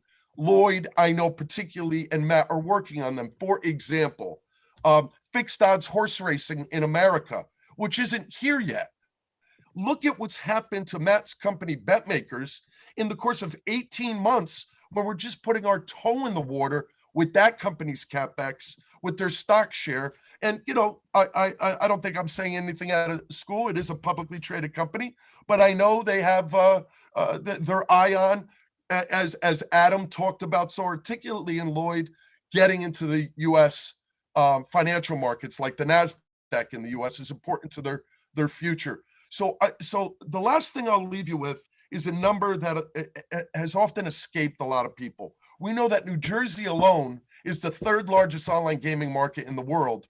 In just the course of really 6 years with online poker and casino and 2.5 years with online sports betting, that number continues to multiply each month. It continues to grow. Unfortunately, the pandemic, we're one of the few industries that has really been helped by the pandemic. Absolutely. My retail casino companies and retail horse tracks are really dying on the vine, and the only thing keeping them alive is the coupling between online and offline. So it's a great point, and especially when it comes to the predictability of legality going forward, right? And I think that fuels valuations, because you don't want to invest money in something that may or may not be allowed to exist into the future, right? I mean, you almost take that for granted, but it really plays itself out, especially in the context of the Wire Act. Two other things that are affecting valuations, and I think this is kind of for anyone, two things that are affecting valuations or not affecting valuations, as the case may be, for companies that we think of as sports betting players, are their market shares, which almost all of you touched on in the last series of questions. But also some more than others have online casino products. Online casino is still legal in a minority of states. Even when the denominator is states that have online sports betting, you're still looking at significantly fewer that have online casino. So let me ask, I guess, as a two-part question. Do you think that market share is being overvalued when it comes to valuations, because some of these companies with huge market shares still aren't profitable or anywhere close? And do you think online casino, for that matter, is being undervalued? Some of the Investor Day presentations made a lot to do of their online casino market share and the profitability there, and how it can, in some cases, blow sports betting out of the water. So, Matt, I'll go back to you. In terms of valuations, market share and online casino, what do you think about them? Well, look, I think first opening point around the context here is, access to capital is actually the easy part. there's an enormous amount of capital. Bill's been incredibly humble about his role. Really, it's the back plumbing that makes your business model come to life. And if you don't have the plumbing sorted, then everything else is kind of hot air and it's business plans on a spreadsheet. So to make that come to life, you need market access. You need to understand the rules and regulations in each of the states. You can look at the United States as 50 countries. They all take a very different approach. And if you're not navigating your way through that market and taking advantage of where you can get leverage, then you're leaving a lot of value on the table. And so companies like what Bill does is incredibly important behind the scenes as we build out those business plans. So I would start with the capital is definitely key, and you need a strong balance sheet. You need public listed script to be able to do deals like the media deals with PointsBet, etc. But if you haven't sorted out your market access and haven't navigated the product set through each of the states, then you really aren't going to be a significant player. So that's step one. Step two is a long-term sustainable competitive advantage. There are lots of questions that we haven't answered yet. And I would suggest that it's too early to call who the winners and losers are in the industry. The examples I'll use, take the UK, the United Kingdom, the market there grew up over the last 20 years. We've literally seen a change in leadership over the last 10 years, and it's taken time to come through. You could consider Texas to be the size of the United Kingdom in terms of actual GGR when that's up and running. So we've got huge countries effectively encapsulated within a number of single states or a combination of states. The next question is, can you be a regional leader? Do you have to have a national footprint? Can you build out a really powerful business with access to a subset of states? Or the next question is, can you have a national business but no international revenues? Or are the international operators going to have a much greater long-term success rate because they have incredible cash flows? Look at the recent super group coming through with Betway, $250 million in EBITDA generated outside the United States. I mean, that's going to be incredibly important as we think about the amount of investment required in the market. So my point would be, it's too early to tell, but you absolutely have to understand the product sets that you're rolling out, which markets you'll have access to. And I think that product mix will be much more important when the market starts to mature. Adam, let me ask you sort of to harken back to Lloyd's earlier point about valuations and how those valuations are different for US listed companies. What are you seeing in terms of those valuation differences and the extent to which market share might be playing an outsized role in some of them, and whether the US listed companies versus European ones are being treated differently? Well, I think to start with, I think, the fact, again, just to be clear, I'm not an expert in the field itself, but, I've been following the sector in particular because the Nordics has been so active within this space. And clearly the dialogue we're having with many of the European players that are leaders in the electronic space, I mean, the online betting space, they are frustrated in terms of the dialogue they're having with many of the European investors. And many of the investors driving their valuations are non-European today. So they are attracting US investors into Europe to fuel their growth. And I think part of that growth is coming, and the valuations are coming from their opportunity to expand in the US as well. So I think everybody's kind of looking at the Holy Grail. I think at the end of the day, if you're going to succeed in the US as a listed company, you're not just going to tap into the US market because the US market itself, you need to have a commercial growth story in the US. So back to Matt's point and also Bill's, I think at the end of the day, if you can't really navigate and prove that you are going to be successful in the US markets, I think it's going to be more challenging to really get the interest of the US investor. But if you have that, then clearly the US investor is on a different level when it comes to fueling, growth valuations. And that's something that, Europe is definitely on many levels doing better, but still catching up when it comes to the US in that context. And at the end of the day, you can go to Oklahoma and find a tech fund of several $billion that's just focusing on growth. And here in Europe, you're kind of struggling to find that. The other aspect is that, to Lloyd's point, is that growth is not going to only come organically, it's going to come through acquisitions. And I think a public market investor likes that equity story, likes the story about being able to make a bigger bet on something that's working and can deliver. And if they have proven that they can start making acquisitions, then this is a story that they will want to fuel going further. We're just seeing now, and again, I use Evolution Gaming as an example, they're just starting to make acquisitions now. That all their growth has come organically. If they can deliver well on acquisitions, they have a different multiple ahead of them.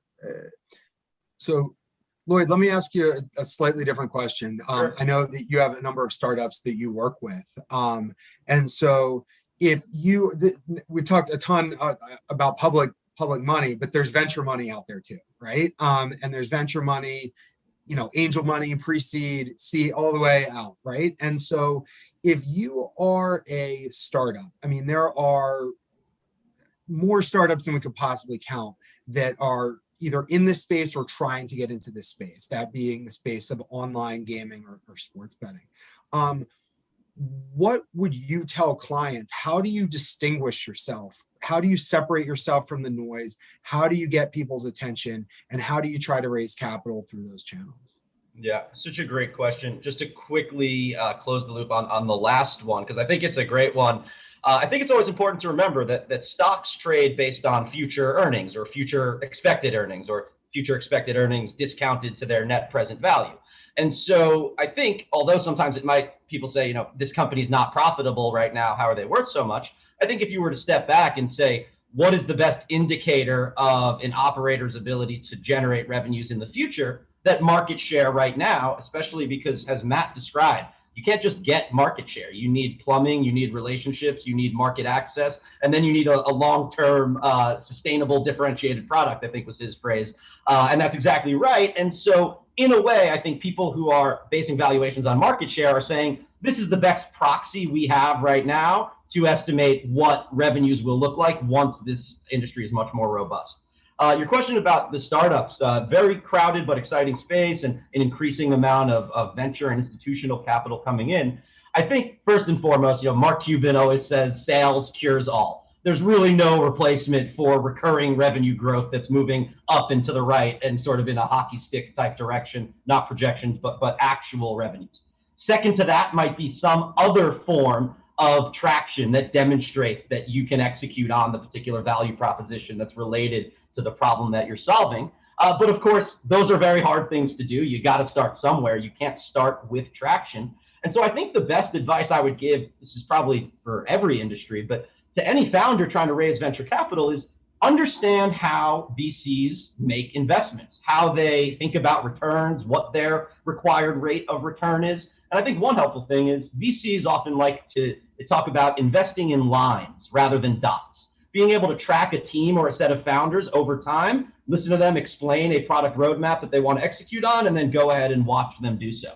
And so I think that in the absence of traction, and in particularly, annual recurring revenue growth, figuring out how a VC can look at your startup as a line rather than a dot, as a story and a narrative that is continuing on the trajectory that investor sees as being cogent to their investment thesis, I think that is a really great way and a subset of the broader piece of advice of think about how VCs or whoever you are pitching, how do they make investments? What is their business model? What are their constraints and the different levers that they're thinking about?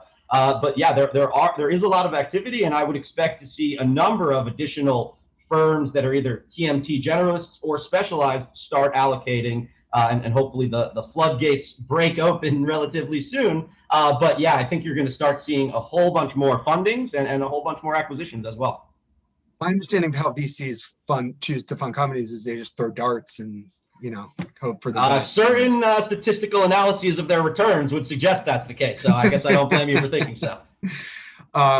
And by the way, I'm not sure at what point Kramer walks in through that door behind you, but I mean, we should say you're talking about throwing darts, but 276 capital portfolio companies have been acquired in relatively short periods of time by very large companies in the last 12 months. So maybe everyone else is throwing darts, but somehow you guys have the direct pipeline. Those guys, Wayne and company, are doing something right. I guess so. Bill, let me ask you, this goes back to what you were saying before about, well, it's really two things. One is about the predictability of legalization and the effect of the Wire Act there. But the other is what states are doing and have started to do. You mentioned Florida and Mississippi. Let me bring those two things together and use New York as an example. New York is a state that does not currently have online gaming or sports betting. They have implemented, started the legislative process really to affect that change. But I think in anyone's view of this, they have certainly not done the cleanest job of doing this. They have sown confusion. You can agree or disagree with what their goals are, and I know many of us might disagree, but at a minimum, they have sown confusion as to what the legislative landscape will look like. They have in all likelihood bought themselves multiple pieces of litigation that's going to extend out that process. What does that mean really for all of the players involved? What does that mean for the companies, for their investors who now have this looming uncertainty, and for the state itself that's trying to grow revenues and may have shot itself in the foot in the process of trying to do so? I love you for the question, Evan. Thank you. It's a little bit loaded, but not too loaded, right? No, it's fine. It's fortunately, I'm not the brightest ship in the port, but I ankle bite really well.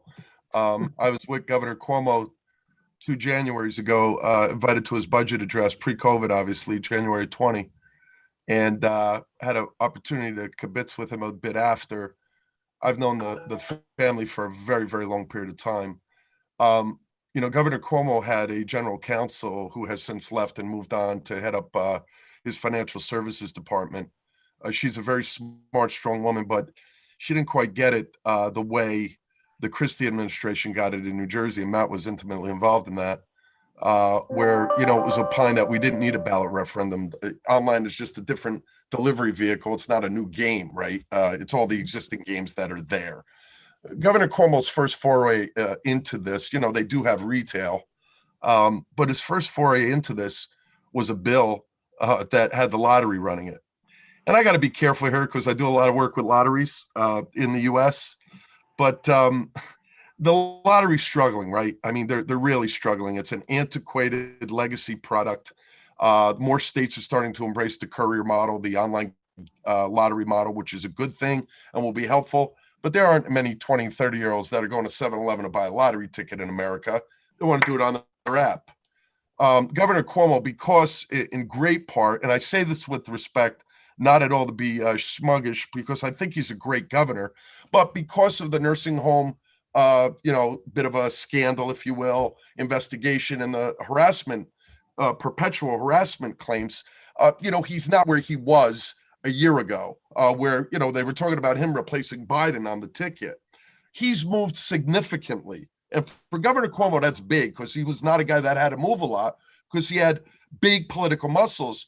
Senator Adobe and Assemblyman Pretlow, who I've been working with for a half a dozen years, got it right because they replicated the Jersey model, Evan, which you're very familiar with, multiple skins.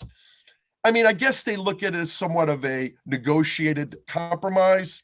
I think Cuomo won, but the lottery's not going to run it, which is a good thing, right? The other big winner in what's happened in New York, ironically, and my 3 colleagues know this well, particularly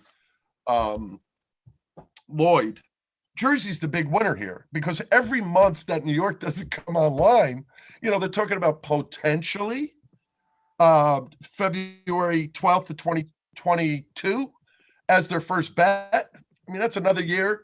So don't forget 24%, give or take a point, of Jersey's online comes from New York. They come across the bridge every day. Probably another 18% from Philly. And Philly's got full-blown online gaming. They just don't have, I think, as strong a product offering, but that's changing. You're just making the point, I think, and I appreciate it, how critical the behind-the-scenes political game is. The biggest threat to this industry, in my opinion, California's been trying to do online gaming for 15 years. I remember meeting with Senator Jones, well back in 2006, 7, and 8, when I first started to get involved in this. It's a tough situation. The governor's in a recall right now. Governor Newsom's a great guy, but he's got his hands full. The biggest threat to this industry is something to be learned from the UK. And that is that there was a mad dash. Everybody came in, and there was no social responsibility. There was no attention to responsible gaming. And I remember my 3 older adult children who are in their 20s saying to me, "Dad, what are you getting involved in responsible gaming for? Don't your clients just want to take money from people?" That's the trick. You don't want what's happened in the UK to happen in America, because the regulators are going to start to get a little bit of tickle from the political pressures as more people fall prey to gambling addiction. That's important. Integrity and compliance. We wrap those up, and there's many solutions to that. There are comprehensive solutions like Gambam and Epic and education, and some of the stuff that Entain is doing with their foundation, which I feel so privileged to serve on. That's good stuff. It's proactive. Better to do that than let the regulators come down on you like they did in the UK, and then there's no relationship. That is our biggest threat.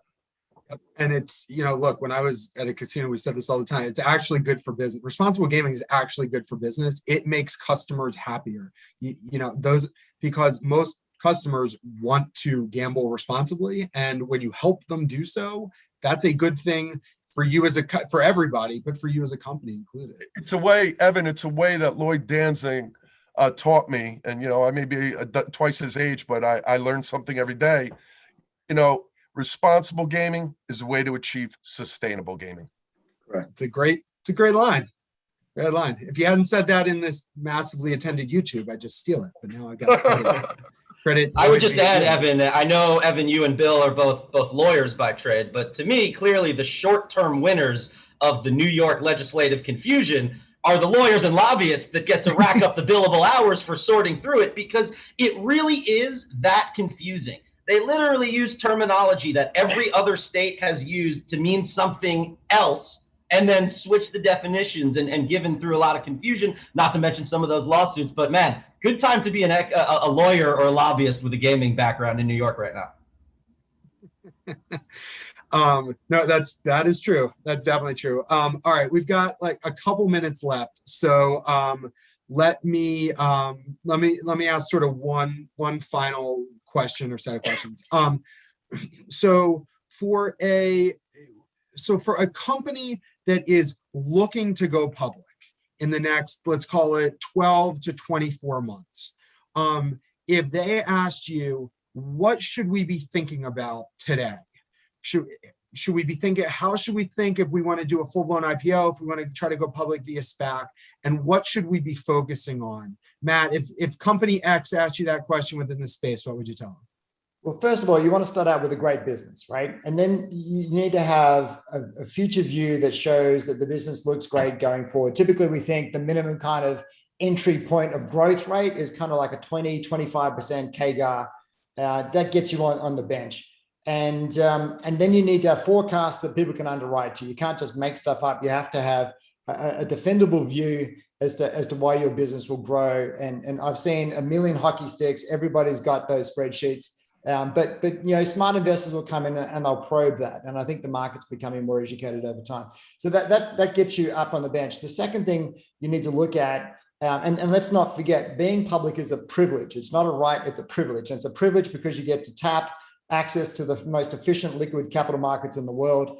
And that means that there has to be a whole bunch of safeguards and requirements around that. So the second thing is your financial controls. You need to have the right kind of financial controls that can stand up to being a public listed business. And that takes time. You've got to put the plumbing in place. You have to have the resources in place.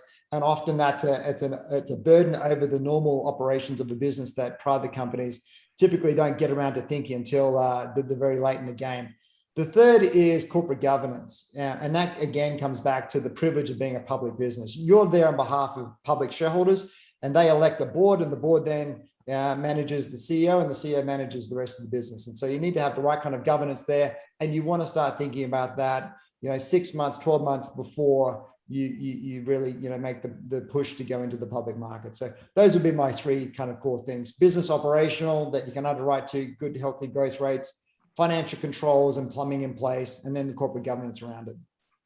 I love it. Just to add to that from what I hear, and have admittedly a bit less of a pipeline into quite as much of the SPAC universe as Matt does. But IPO readiness, which kind of is the last two things that Matt said, the financial controls and the governance, all the things that you need to do to enjoy the privilege of being a publicly traded company, those take time to put in place. And remember, at the very beginning, Evan, you asked for why are SPACs so hot? And Matt pointed out correctly, one of their advantages is speed to market. And the last thing you want is for a SPAC sponsor to come and identify you as having done the really hard step one that Matt identified, which is build a good business, and then not actually be able to complete the business transaction because of what essentially amounts to paperwork, even though admittedly it is a lot of it. It really is, almost a travesty to allow that to happen. And I think, IPO readiness really is such a key thing that can derail what otherwise would be very lucrative SPAC deals. And in the gaming space, where we have companies in overseas markets, some of which have been generating revenue from gray markets historically, or doing things that just otherwise would not stand up to U.S. public company liquid, scrutiny. They really, at least 3, if not 6 months ahead of the business combination, need to make sure that they are preparing to be IPO ready. I think that's a great point. And it actually brings up one other question that I asked Bill. Our next last question, though, for Adam. Somebody says the same thing. I want to get listed. What's my check? What should I be thinking about? Let's call it 12 plus months out, especially if it's unique to this space. Call Matt. No, but no, I think from my perspective, clearly IPO readiness is key. I think that's a key aspect, assuming you have a good business to sell, or put in the market. And at the end of the day, if you're a European business going to the US, what is your growth story in the US? This is not only about a growth story somewhere else, it's about what is your growth story in the US. And I think that's a key aspect that you have to bring to the market. Is it credible? Is it, tangible? How are you going to leverage this opportunity that's becoming a reality in the US right now? And I think if you have that combined with good governance, and the fact that you should use the market, because you can file confidentially, you can have a discussion with the public markets and get a feeling of what the investors are looking for, leverage that opportunity, especially in a virtual world. So from that perspective, you can do that much more efficiently than before. At the end of the day, you've had companies like Playtika, you've had many others do IPOs. There are many different more routes going to market now. The direct listing is also an option for this space, so there are more options than before. But at the end of the day, you have to be ready. You have to have a good growth story, and it has to be credible, and it has to be visible in the US. And so from that perspective, if you have those things, then the market is waiting for you. That's great. All right. Well, I think we're on our last minute, but Bill, let me just ask you the follow-up to Lloyd's point. Governance. You see this from far, from the early stages. What can companies do to sort of get their board intact, to have the right people there, and to give themselves a reputation of having that corporate integrity, not just the actual integrity, which is crucial, but also to sort of show that through their board? It's very important, and it's not easy. Oftentimes, I never imagined I'd be involved in things like this, but it's not just the right thing to do. It's good business to have diversity on your board. It's very important in America, particularly right now, and a sensitivity to that. Can't be just a bunch of white men on a board. It's very important that you have a sensitivity to diversity. And I think it's also equally important that each prospective board member and each senior executive be properly vetted. Lots of companies, not typically public companies, but startups and mid-tier, come to the table from outside of the country with very challenged executives and board members' pasts. Now, we are a country who believes in redemption. Yes, second chances. Just look at some of our presidents like Bill Clinton, right? We give them second chances. But, you're not getting licensed if you have board members and key employees who have dodgy pasts and are even, within 10 feet of an ML issue. That's important. And it's hard work, because a lot of times you just want to bring your mates on board. You want to bring your friends and family. And that's not always the best formula for success. I believe that diversity and a good, honorable board with integrity is costly, takes time, but it's long-term helping to sustain a really good public company. No question. I couldn't agree more. All right, we're out of time, but we have one question for the panel. So I'm going to ask you guys to each answer this in like, 5 words or less. I'm hearing all the easy money has been deployed and high multiple financings can't last long. When do you think public market interest in the industry will start going quiet? You may or may not agree with the first sentence, but I'll ask you the second one. When, if at all, do you think public market interest in the industry will start going quiet? Let's just go back in the order we started. Matt, what do you think? Look, I think just a couple of quick points. One, sure, there's been a ton of interest over the last 12, 18 months, but markets come and go in terms of their enthusiasm. Look at the tech industry. It was incredibly enthusiastic in 1999. It then got less enthusiastic in 2001, and we've got some incredible companies today. So I think looking at the fundamentals, you've got enormous demand for the product. It's going to continue to expand. You've got channel shift from retail to digital. I think the fundamentals are there. We talk about secular tailwinds in this industry. We've got 2 very strong ones with the opening up of the US market and this channel shift. So I think investors will love that, and they will continue to love that over time. And yes, you will see some changes and volatility in the market pricing, but that's price discovery. People don't know whether New York's going to make sense. Lloyd and Bill talked about trying to figure out what's actually happening. They look at Florida, for instance. So there's a lot of volatility, and I think that'll impact price discovery. But over the long term, public markets will love this sector because of its strong product and its strong long-term demand. Adam, what do you think? Is it going to quiet down? No, I think this market, this sector is very suited for the public markets. However, I go back to what Bill said. This market, this sector really has to focus on sustainability and sustainability in the context of this sector, because at the end of the day, it's going to be scrutinized. It's going to be very visible. And if you do, the sector has to act with a responsible way. And that means that, everyone participating in this, this growth opportunity has to take it seriously. And I think from that perspective, diversity, having a long-term ambition to be really sustainable in terms of how you take care of your customers, et cetera, that is going to be a key aspect, because it's going to be more and more scrutinized day by day. Guys, we're actually a few minutes over, so I'm getting the hook. But I so appreciate. Well, first of all, Zoltan, thank you. I appreciate Gaming Americas inviting me and asking me to host this panel. Matt, Adam, Lloyd, Bill. I am certainly running 5th in esteem among this group, but I appreciate getting to be looped in for at least 45 minutes of my day, and can't thank you enough for sharing your insights and just being such a great panel to host. So thanks to everybody, and looking forward to seeing what's next. Thanks, Evan. Thanks, Evan. Great team. Thanks, Evan. Thank you, guys.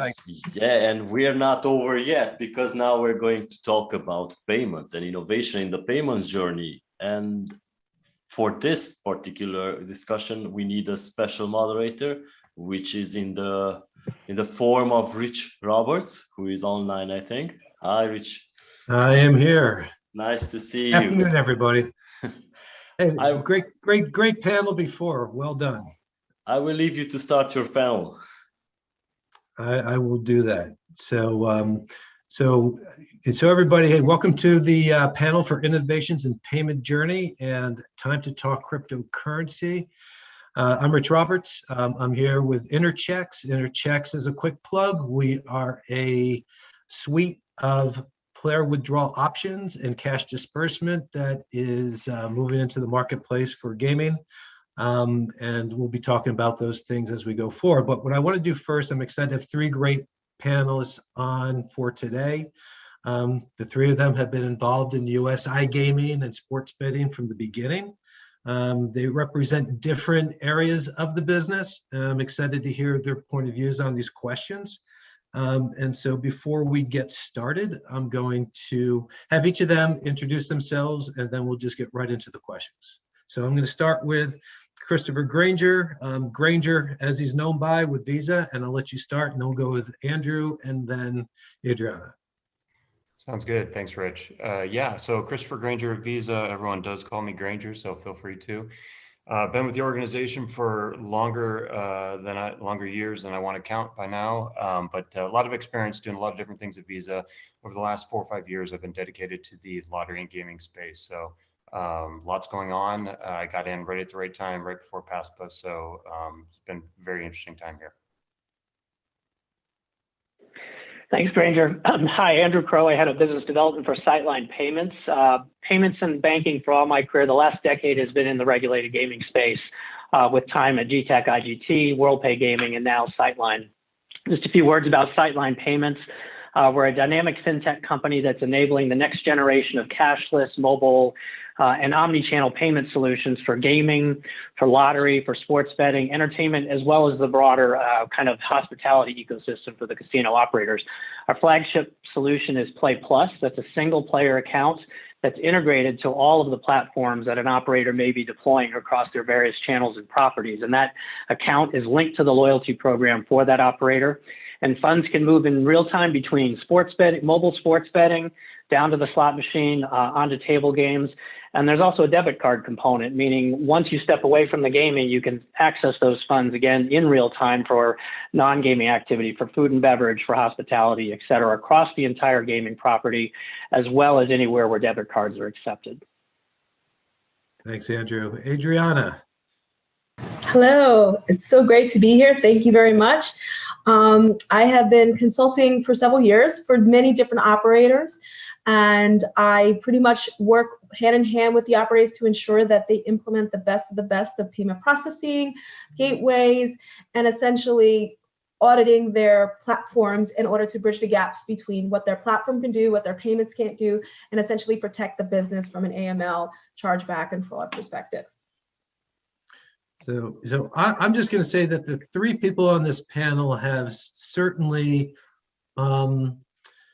they come with as much experience and understanding this industry that with anybody out there. And I look forward to going through these questions and talking about what's happening in the marketplace. Those who are watching on YouTube will not find three smarter people when it comes to payment processing. And when we talk about in the payment journey, and when we talk about the last panel that was on and talk about regulatory and compliance, it all starts here. If you can't get payment processing, you don't have a business. And when we start with this process, you know, we really go back to where New Jersey started back in 2013 when we had the first iGaming operators come on board. It was a real challenge at that point in time where I think, and Andrew, I know you were part of it. What was the percentage roughly of those who were getting approved through a credit card at that time? Well, initially out of the gate, and it goes back even further than that when we brought up with Granger's help the internet lottery platform. So that was in regulated lottery for internet sales, and that's where they were originally applying the old dreaded 7995 code, which was a 0% approval rate. So even with the troubles in New Jersey, we'd come a long way then when Visa and the other networks collaborated to establish new merchant category codes for the nascent US iGaming industry. So, but I would say around that time, they were probably running less than 50% approvals rates, if not lower, for credit.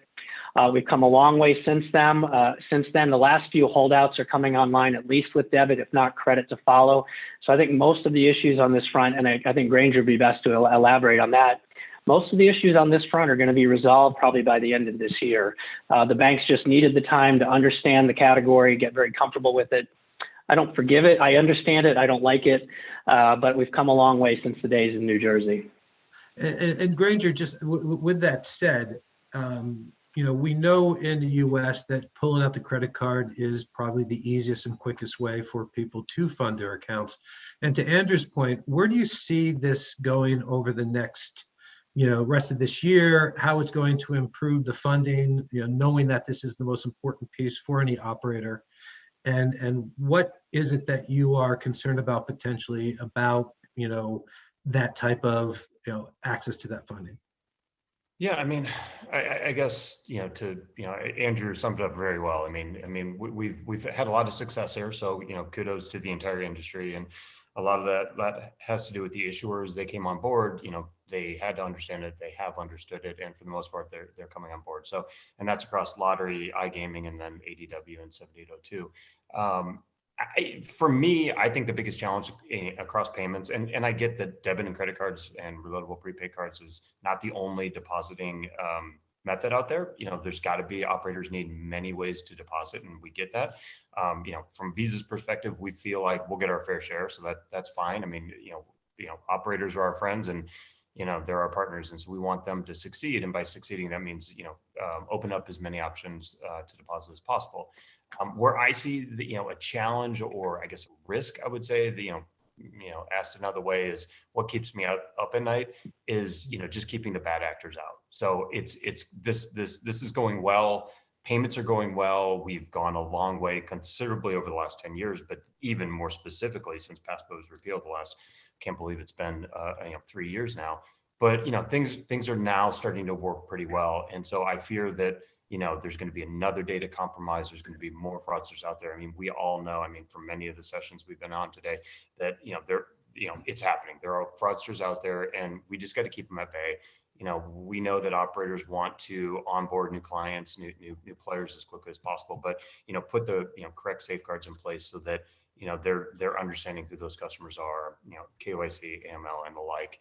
And that also applies to the payment space. So let's make sure that we keep fraud and we keep chargeback down as low as possible. And that's and Rich, sorry, if I could pull a thread that Granger mentioned there, which actually ties to advice you were alluding to earlier. It's really important not to leave these payment decisions as a new operator or new platform coming into the market. You have to address this way ahead of time. This may be the longest pole in the tent for your delivery, because even with the improvement in the acceptance rates, et cetera, there's a significant client compliance burden, even on the banking side, to do simple things like set up bank accounts to hold player funds, let alone do credit card and debit card acceptance. So payments needs to be first and foremost in any operator or platform's mind as they're entering the market, so that they start to address that and be prepared for it. Yeah, and actually it's a really good point, because going through this a number of times myself, you find that, you know, through your banking as well as how you bank is going to be really important to the timing. You have your marketing plan set, you have your go-to-market strategy, and all of a sudden you don't have your ability to pull in player funding. And that really goes to you, Adriana, because you've been doing this since the beginning too. And you've been through probably more launches than anybody that I know. And particularly when it comes down to the fraud and the customer service piece, where do you see the market today, where you saw it in New Jersey 8 years ago? I can't believe we're coming on the decade. Yeah. And, you know, how are you addressing those types of things with your clients, knowing, especially what Granger and Andrew just said, this is, you don't make money if you can't bring money in. Where are you advising your clients at this point? Well, I feel that first, I'm excited that there's a lot of different ways that you can deposit and withdraw. But again, what keeps me up at night is essentially the open loop transactions, where, you know, operations really needs to do their due diligence. We need to receive files. We need to see bank statements. We need to ensure that the KYC process is done and we have valid licenses, and the patrons are utilizing their own payment methods. I mean, we've seen so many times where patrons are utilizing other people's payment methods, and essentially it could be family and so forth, but it's just mitigating that risk. So what I really advise my clients is to really take a good look at the platform they have, the technology that they have, partnering with their payment processors to find ways to mitigate that risk. And when you look at back 8 years ago to now, what are those key innovations that you've seen from an operator perspective, and to, you know, from a business, how you've been able to get more percentage of your players to fund initially without the hurdles of rejected credit cards or anything else that would deter anybody from funding the first time? Well, Sideline's been a peach, you know, because it takes everything and anything, and essentially takes on the risk. So it gives operators that peace of mind that pretty much, okay, Sideline, you deal with them, you know. But also, Wait, what? We're taking the risk? You're taking the risk. It's all you. You didn't know that? So, and then also with Interchecks, Rich, I mean, you're offering that's really exciting to me too, as thinking from an operation, because you could essentially send funds back to a debit card. What's happening internationally is you could actually charge back to a credit card, and that's part of the process for withdrawals. So if you deposit with a credit card 1, 2, 3, 4, you can withdraw that funded amount to that credit card and then transfer those winnings anywhere else you want to. So essentially, that's what I would like to see happen. So that mitigates the risk of chargebacks as well as AML fraud. Well, and we know that's been a real challenge from the funding in methods to allow back through the credit card due to other risks that happen. One of the things that I've been thinking about is the growth of sports betting. The amount of monies that are being deposited has just skyrocketed. Granger, something that I don't know if it keeps you up at night, but the growth of this marketplace is going to be significant. The numbers, we're hearing coming up this fall with the NFL season. Is there any impact here with Visa and the things that you're looking at? And I'm going to throw it right over to Andrew, because with the, with Sightline and what you're doing, it's just going to be a lot more money coming in. And I just don't know if that volume has any impact for both of your groups. Yeah, I mean, it's exciting times, right? So, I mean, as I mentioned before, I mean, things are going very well. They're going very well for the operators. And as we see, what are we at now? 25 states plus DC are, green lighted. Not all are operational yet, but, there's, potentially, other than my state where I sit in California, which there's, a very slim chance, but, there could be Florida, and there's discussions of Texas. I mean, there's more states are going to be coming online. There's more operators. We have the existing, existence of the operators today. Some of which are U.S. based, some of which came across the pond.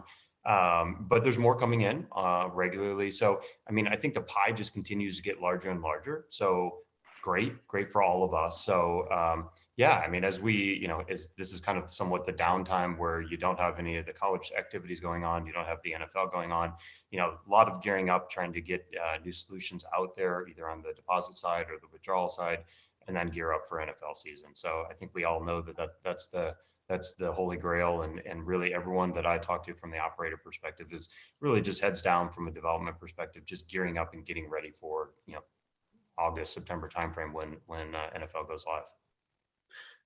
And Andrew, I'm going to let you go on that, but also, the talk of, the cashless wallets or the frictionless wallets, or what and you maybe can explain that, where this market is going, what Sightline is seeing as its future. I know you've done very well in the markets, raising money, and I know you can't tell all the big plans, but what do you see as Sightline's opportunities out there, and with the growth of this market, how you'll be able to capitalize on that? So Sightline was born of over 10 years ago and was always designed from the beginning as an omni-channel solution. So the idea was, as I alluded to at the beginning, being able to move money in real time seamlessly across various verticals, channels, platforms, et cetera. Because for a casino operator, you might have a different platform for sports. You've got a different provider for a brick and mortar slot machine, somebody else doing table games, et cetera. So part of the Sightline magic is that we stitch together and are integrated to all of those touch points ultimately. So born around the omni-commerce concept, pivoted quickly to sports. When PASPA was repealed and sports came online, there was explosive growth on the digital side. But now that sleeping giant of the casinos, who have been wedded to cash for decades, is really coming alive and recognizing the value of this on that side as well. So we've got programs live in a number of casinos and a number launching over the next few quarters, where that same account, which can move funds in and out of a mobile sports platform, can also push money directly onto a slot. So you can slot machine, you can step up with your mobile device using the casino's app. Everything from enrollment to funding instructions are embedded in the usual app experience. And you can make a Bluetooth or NFC connection to a slot machine and push money on the slots. And when you cash out, it comes right back out to the account. And you can step over, again, different technology provider, you can step over and buy into the table game. You can color up, you can cash out cash out your chips on that side, and move it seamlessly, frictionlessly, and easily, and in real time between all those channels. The player always knows where their money is and knows that it's secure, because it's actually in an FDIC insured bank account throughout all of that. Actually, that's really cool. Adriana, from the operator perspective, and I know that many of your clients, present and past, have the online, offline capabilities. How have they been looking at these new opportunities to engage their customers, to make them feel safe, that their money's safe, and give them, what we've seen in the marketplace is a concern, is my money safe if I'm putting it in? How do I get my money out quickly? How has this helped you in terms of going to market strategies and helping your operators? I think it's still in the making. From my understanding, it's not 100% there. I think really what the operators are going to have an issue with is kind of communicating it to their platforms as well as their in-house systems. So those particular technologies needs to marry in some cases in order for this to actually be a seamless from retail over to the online space. And I haven't seen that yet. When I do, I'll be wagging my tail. But right now, it's just not there. I think the ideas are fantastic, but essentially, again, the technology has to be able to be seamless from retail over to online. Right. So with that, and conceptually, we know what the product is, and Andrew did a great job explaining. And by no doubt that this is going to happen, right? It's Absolutely. Technology. This is what people want. It's going to get there. From an operator perspective, what are those key hurdles that the operators need to go through to start adding those technologies? And I've got my point of view when it comes down to the platforms and the modernization of those platforms, and just the teams that they have to do all the work that needs to get done. But you're in the midst of it right now. You're in the fight, right? Everybody's fighting for that percentage in each state. What is going to move that needle for, what I see is the operators needing this customer to stay with them? How do they bring in these new techs? That's a really, really tough question. I know it is. So I don't want to put you on the spot. But there's so many different aspects to it. You have the regulatory, having those particular offerings being licensed and approved by the state in which you're trying to do the business with, right? Then you have the financials, the banks it has to be legal, wire acts and so forth. And then you have essentially the casino, right? If it was my way, it would be a web-based type of thing where you're just, it's like a person's bank account, money being transferred easily and so forth, where the operator doesn't have that much risk onto them. But to be honest, I really can't answer that question completely. So Rich, I think go ahead. No, actually, I was going to go to you anyway, so go ahead. Oh, perfect.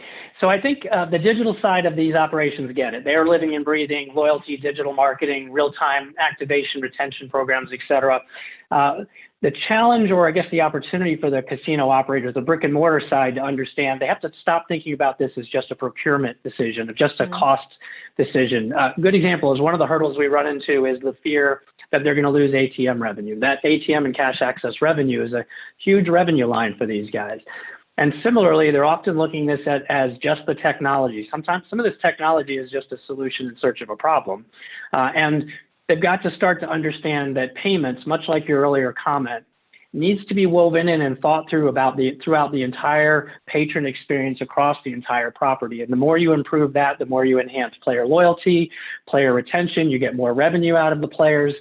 They have to think about this more holistically. So a lot of what we do is educational and working to bring broader groups of the companies together, so it isn't just somebody responsible for table games that's making the decision, so that they're thinking about it again holistically as a whole shop with marketing included, and cashless, let alone, it's not well defined for, everyone has a different view or definition for cashless.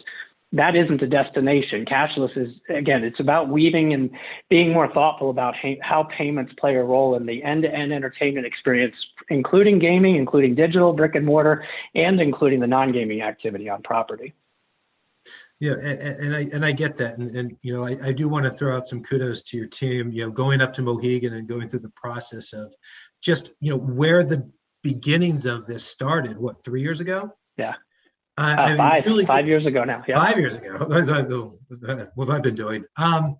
We're getting and old. it really Yeah. just, yeah, not paying attention probably. But I think what it showed though was where this is going and how the simplicity of that was back then, and now we're 5 years later, and we're talking. You know, it seems like these big dreams, but they're not.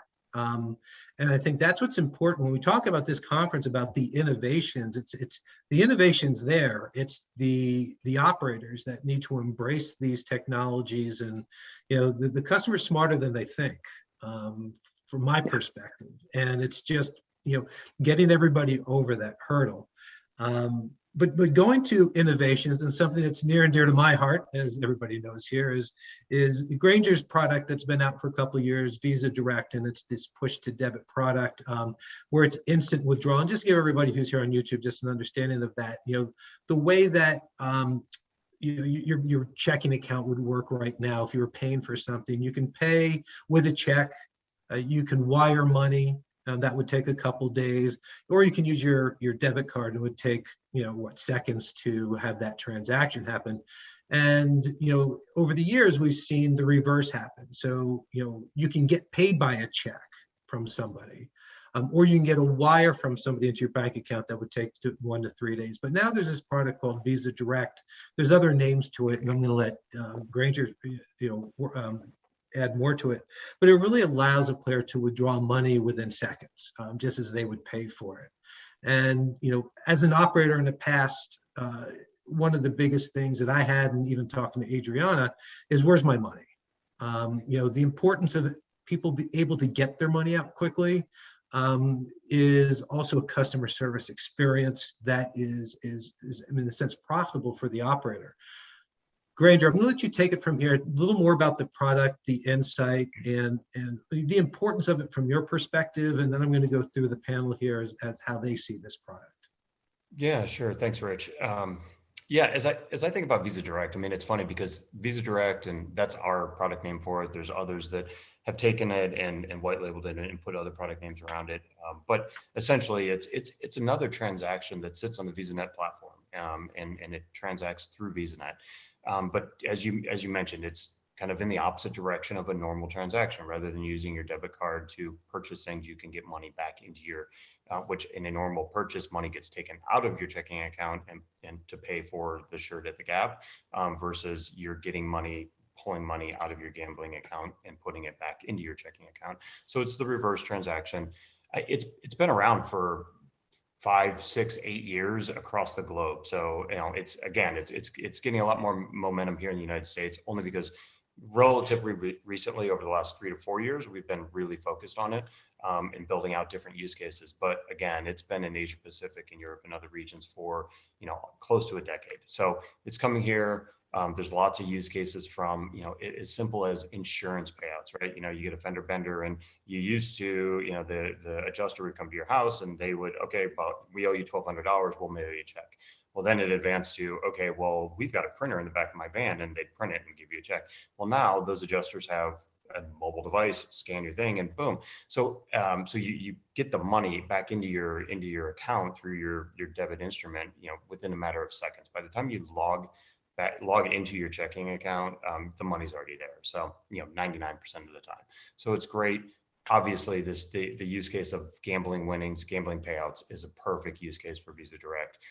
So it's going very well. We have a number of online operators that have either enabled it and have it live today in the US.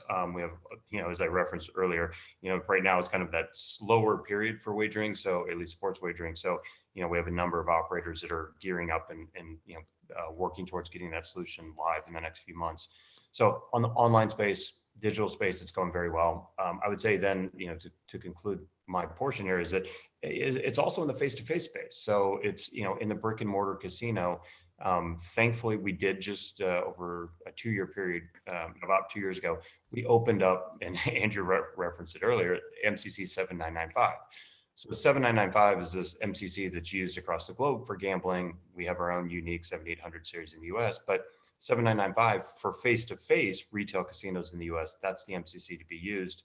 And if you're doing a game, hey, you got lucky, player won, a couple grand, rather than walking out of the casino with that money in their pocket, they can go to the cage, they can go to a kiosk, and they can get the money put right back into their checking account via their Visa debit instrument. So there's all kinds of use cases, particularly in the gaming category. So love to work with Interchecks, and your solution works great.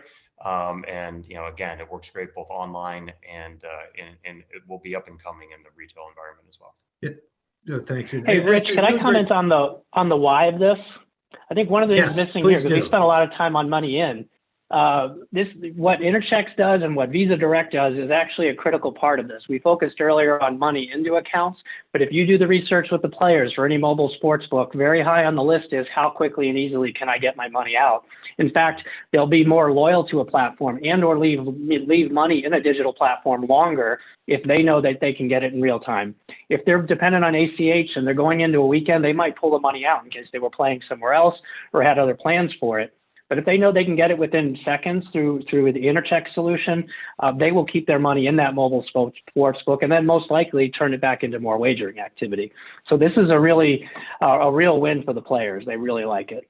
It is, and I think Ranger brought something really interesting, Andrew, and I know it goes to the heart of your card, and if there's any more you can expand on it. In the casino operations, and I don't want to, overstep this, and I don't want to call it from a safety perspective, but just from a personal perspective, you just won a slot machine or you won at the crap tables and you've won a lot of money. I don't want to be walking around the casino with that much money. And of course I'm not a tough guy, but but not too many people do. And because you're just a target, and then I'm not saying there's anything at the casinos, it's just a lot of money to have. It's just a scary thing for a lot of people. How is that part of your, you see that as the use case for a lot of the operators, and really expand upon that, because it really is an important innovation into this industry, because as we start opening up the economy and more people are going to go back to the casinos, and certainly everybody be at home for a year, they've got this level of safety they're feeling like now it's opened up, and I see this card really as something as frictionless wallet is like, okay, I'm not afraid to go out anymore, and to a casino, all these things are part of that safety model. Yeah, absolutely. I mean, and that's a big part of our product construct. The consumer absolutely needs to know where their money is at any given time and know that it's safe and secure. So having it, not physical cash in your pocket, which poses a safety risk, which is a real problem, and particularly in local properties and late at night, et cetera. So having that money safe and secure in a bank account, having all the protections you do with this, it's the same as money that's in your checking account. It's FDIC insured. You have the Reg E protections. You have the zero liability for debit card transactions. So you have all the fraud protections that you have from your traditional checking account, and you take cash out of the equation for that consumer. Now, they can quickly convert it to cash when they get off property. They can go to an ATM or simply use it as a debit card anywhere they shop. And which is another piece to this too, is when we look at some of the data that's out there, and we'll use New Jersey as an example, and you hear anywhere from 4 to 7 sports books sit on your average punter's mobile device.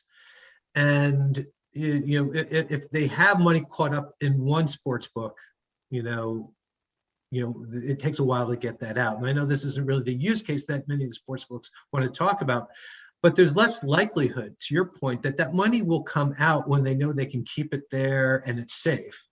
And they will tap into other funds if they do go to another sports book. And it's, it is what it is, right? Not everybody using a single sports book, but I think you really hit on a point there. Just the money's there, they know it's safe, they don't have to pull it out because they want to use it somewhere else. And that's been part of the, go ahead, Granger.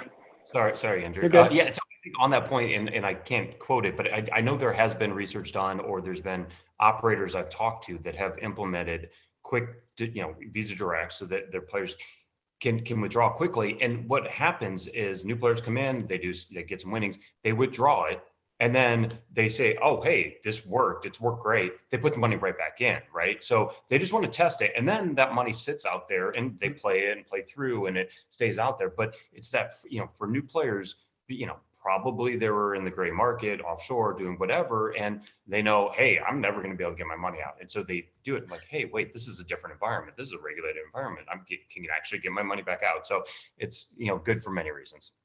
And I think we saw from the daily fantasy industry and things that happened in the mid part of last decade with many going out of business and holding players funds. And I think there's a level of concern there that we want to ease. But, Adriana, on this, I think what's important too is the customer service piece of this.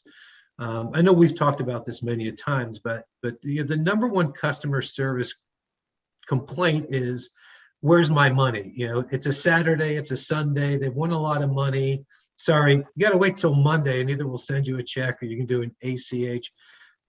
How does this help you in terms of mitigating those issues and really focusing on those things that are really concerning the customer around, problem gambling and some of the things that were spoken about in the previous panel?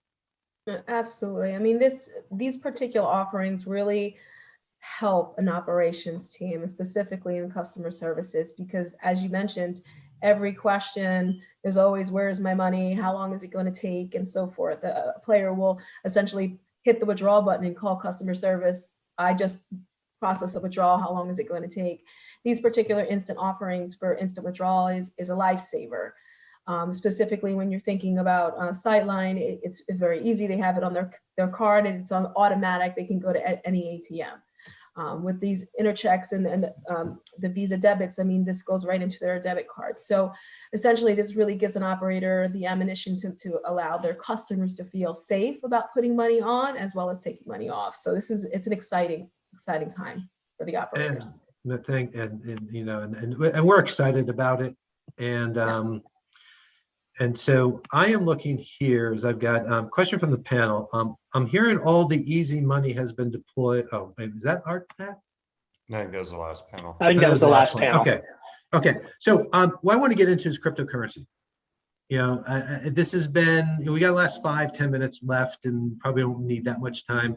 We all know what's happened in the marketplace, and we're starting to see groups like Coinbase go public and others are going to go public. The investment in cryptocurrencies is certainly significant.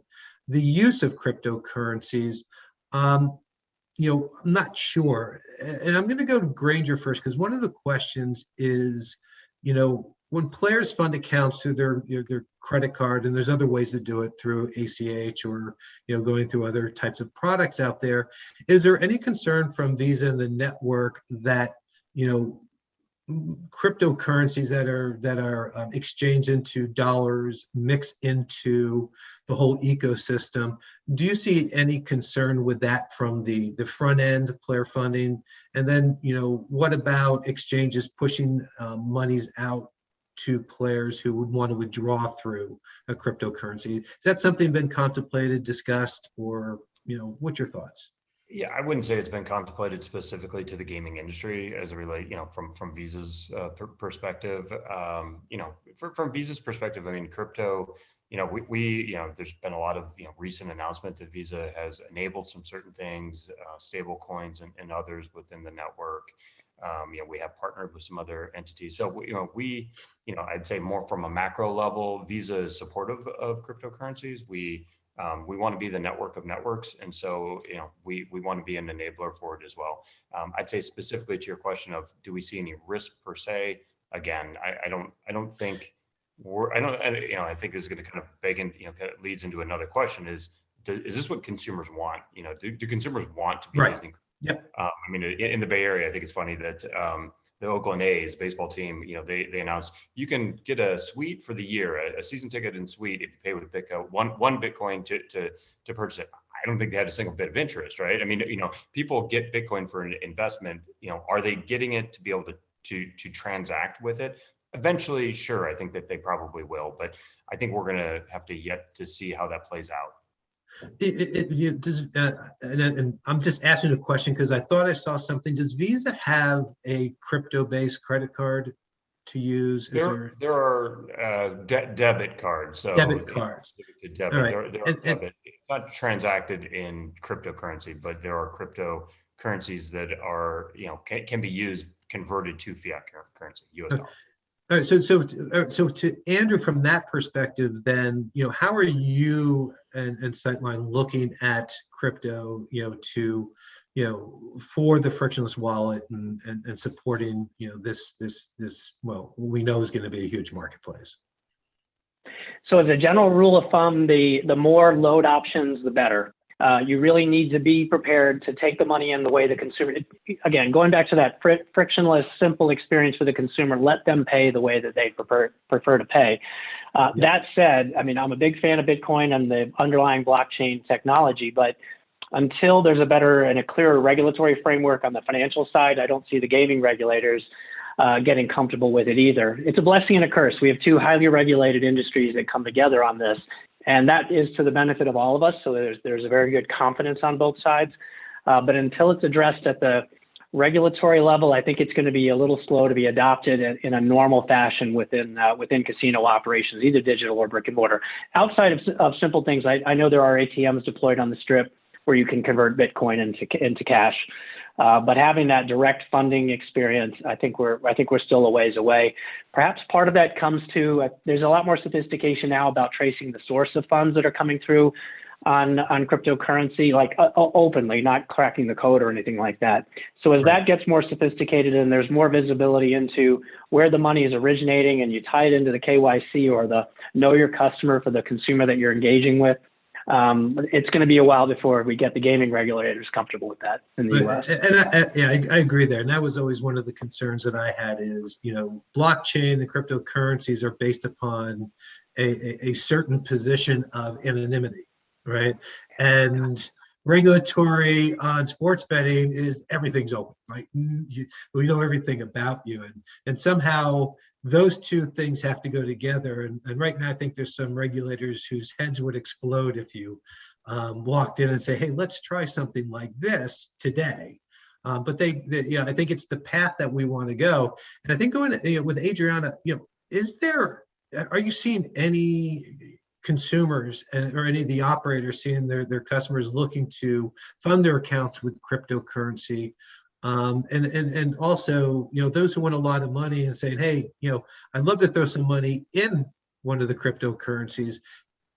Is that anything happening with any of your clients? To be honest, no, I haven't heard much of it, other than just in these panels discussions.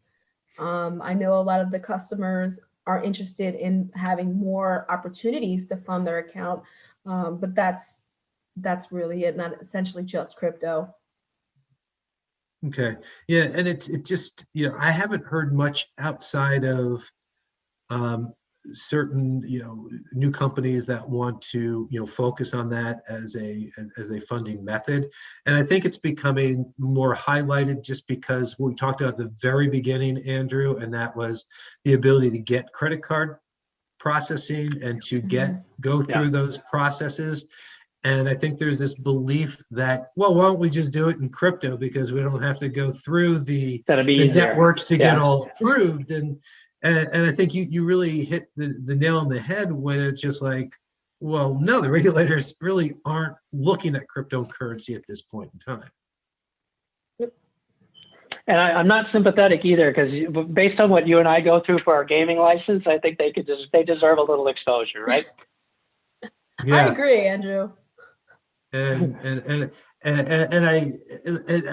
100% believer that technology is always moving forward. Cryptocurrencies are part of what's happening right now. Outside of Bitcoin, what others can be used to actually purchase something outside of going through an exchange to get Bitcoin. But that's going to change. That's going to move. We've seen what's happened with payment processing going from that less than 50% to almost 100%. Is there anything left I missed on the crypto side? Because I know it's a big thing. Anything that you've heard, Andrew, on your end that might be moving the needle? I think that covers it pretty well. Again, there's progress, but there's a ways to go on it. And the progress comes in things which are providing more visibility. It doesn't have to be 100% exposed, but I have seen new technology that is much better at, it's not tracing or tracking, but it's articulating what the path was and source of funds was. And I think that'll go a long way to helping this process. And is it safe to say if we find, whether it's New Jersey or Nevada or one of the states that have a high regulatory process, the minute one of them says we're good to go because everything's there, do we see a flood? Is it just like everybody just opens it up? Yeah, no, I think they'll both arrive at the decision independently. They don't care what each other does, but you're right. I think most of the other markets will then follow. But if one does it, I think it really will push, the rest of the online gaming markets to say, all right, what are we missing? Right, agreed. Do we place bets on who's going first?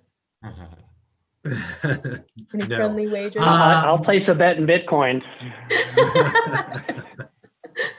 I wouldn't even know where to start. Which state would be the one that would, see that? But, I think we're coming to the end of our time. But, one of the things I wanted to get from everybody here is, the industry is just growing, and sports betting is leading it. After listening to the last panel, it mimics what I've been thinking, is that the iGaming piece will follow along with sports betting as the states see how much money's in iGaming. So with all of this said and all of this money coming in, right, we're going to see a lot more money being exchanged. What are the exciting things that you see for the industry, for your businesses, or just what's happening in the marketplace that you see over the next maybe year or two? I'll go with you, Andrew, since you're on my screen first. Perfect. I've already beat it to death, but the way that the brick and mortar side is waking up, that's the sleeping giant. That's been a big initiative for the AGA for quite some time. It's not just about cashless, is it? It's about the modernization of the gaming floor. And Jonathan Michaels, my colleague, joined us from the AGA to, focus on that component and go, shoulder to shoulder with our operators to the different regulators and get them comfortable with some of the new technology that's coming along the way. I might pause with a little bit of a caution, really focus on the patron and the patron experience. The technology is great, and I made the comment earlier about solutions in search of problems.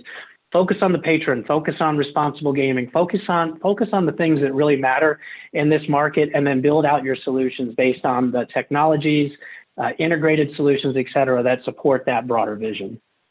Yeah, I can't echo that enough. It's about the customer, and it's always about the customer. And Adriana, I'm going to go to you because I'm going to let you just, even speak further to that from your perspective. Absolutely. I mean, I get really excited when I see the innovation that's happening with Sightlines, Visa, Interchecks, and all these other different payment method providers coming in. It's because they are focusing on the user experience, which I think in the beginning kind of took a back burner with just getting access, getting this business started. So it's really exciting to see.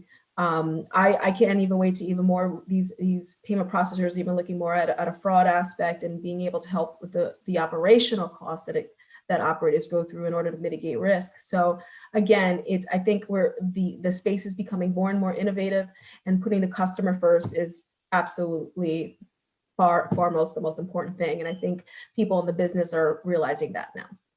And Granger, I'll end with you.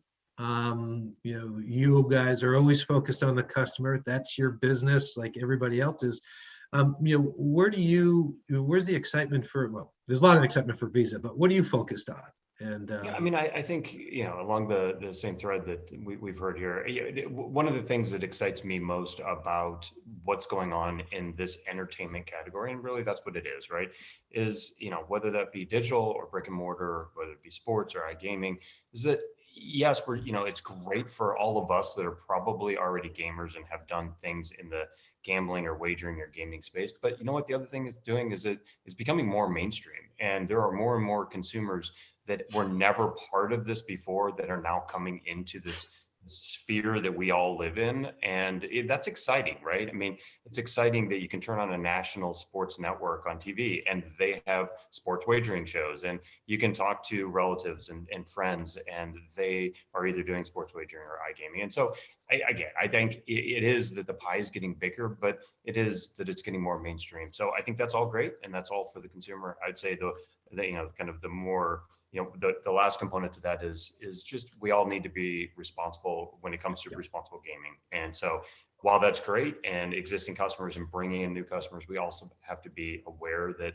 they might not all of them know what they're doing. So my public announcement would be, let's all just make sure that it's not just something where we check the box, but it's truly, responsible gaming is important to all of us. And agreed 100% on that. And with the three of you and the companies that you represent, I know that is top of mind of you. And that's how this industry is going to stay safe. And just mimicking the last panel too, it's the most important thing. And we all need to embrace those, all those issues. So with that, thank you, everybody. Well, this was a lot of fun. Thanks, Richard. We should do this again. We could talk for another hour, I'm sure, because I've got a whole bunch of other things to talk about. But with that, Zoltan, I'm going to turn this back to you, and appreciate the time that you've given us. And for everybody on YouTube, thank you for joining us. Thank you, guys. Thank you, Rich. Thank you all. Andrew. Great. Good to see you again, Zoltan. Jenna. Good to see you too. Yeah, this has been a very refreshing final panel of the day, and make sure to save the date for 22nd of June for Gaming Summit North America, which will be a bigger meeting, which is complementary to our quarterly meetups. Thank you everyone for joining us today. It's been an interesting 5 hours, everybody. I hope you enjoyed it. The recording of all the sessions is already live on our YouTube channel. So with this, I will leave you to have an awesome afternoon, evening, night, because we have viewers from 3 continents. So goodbye.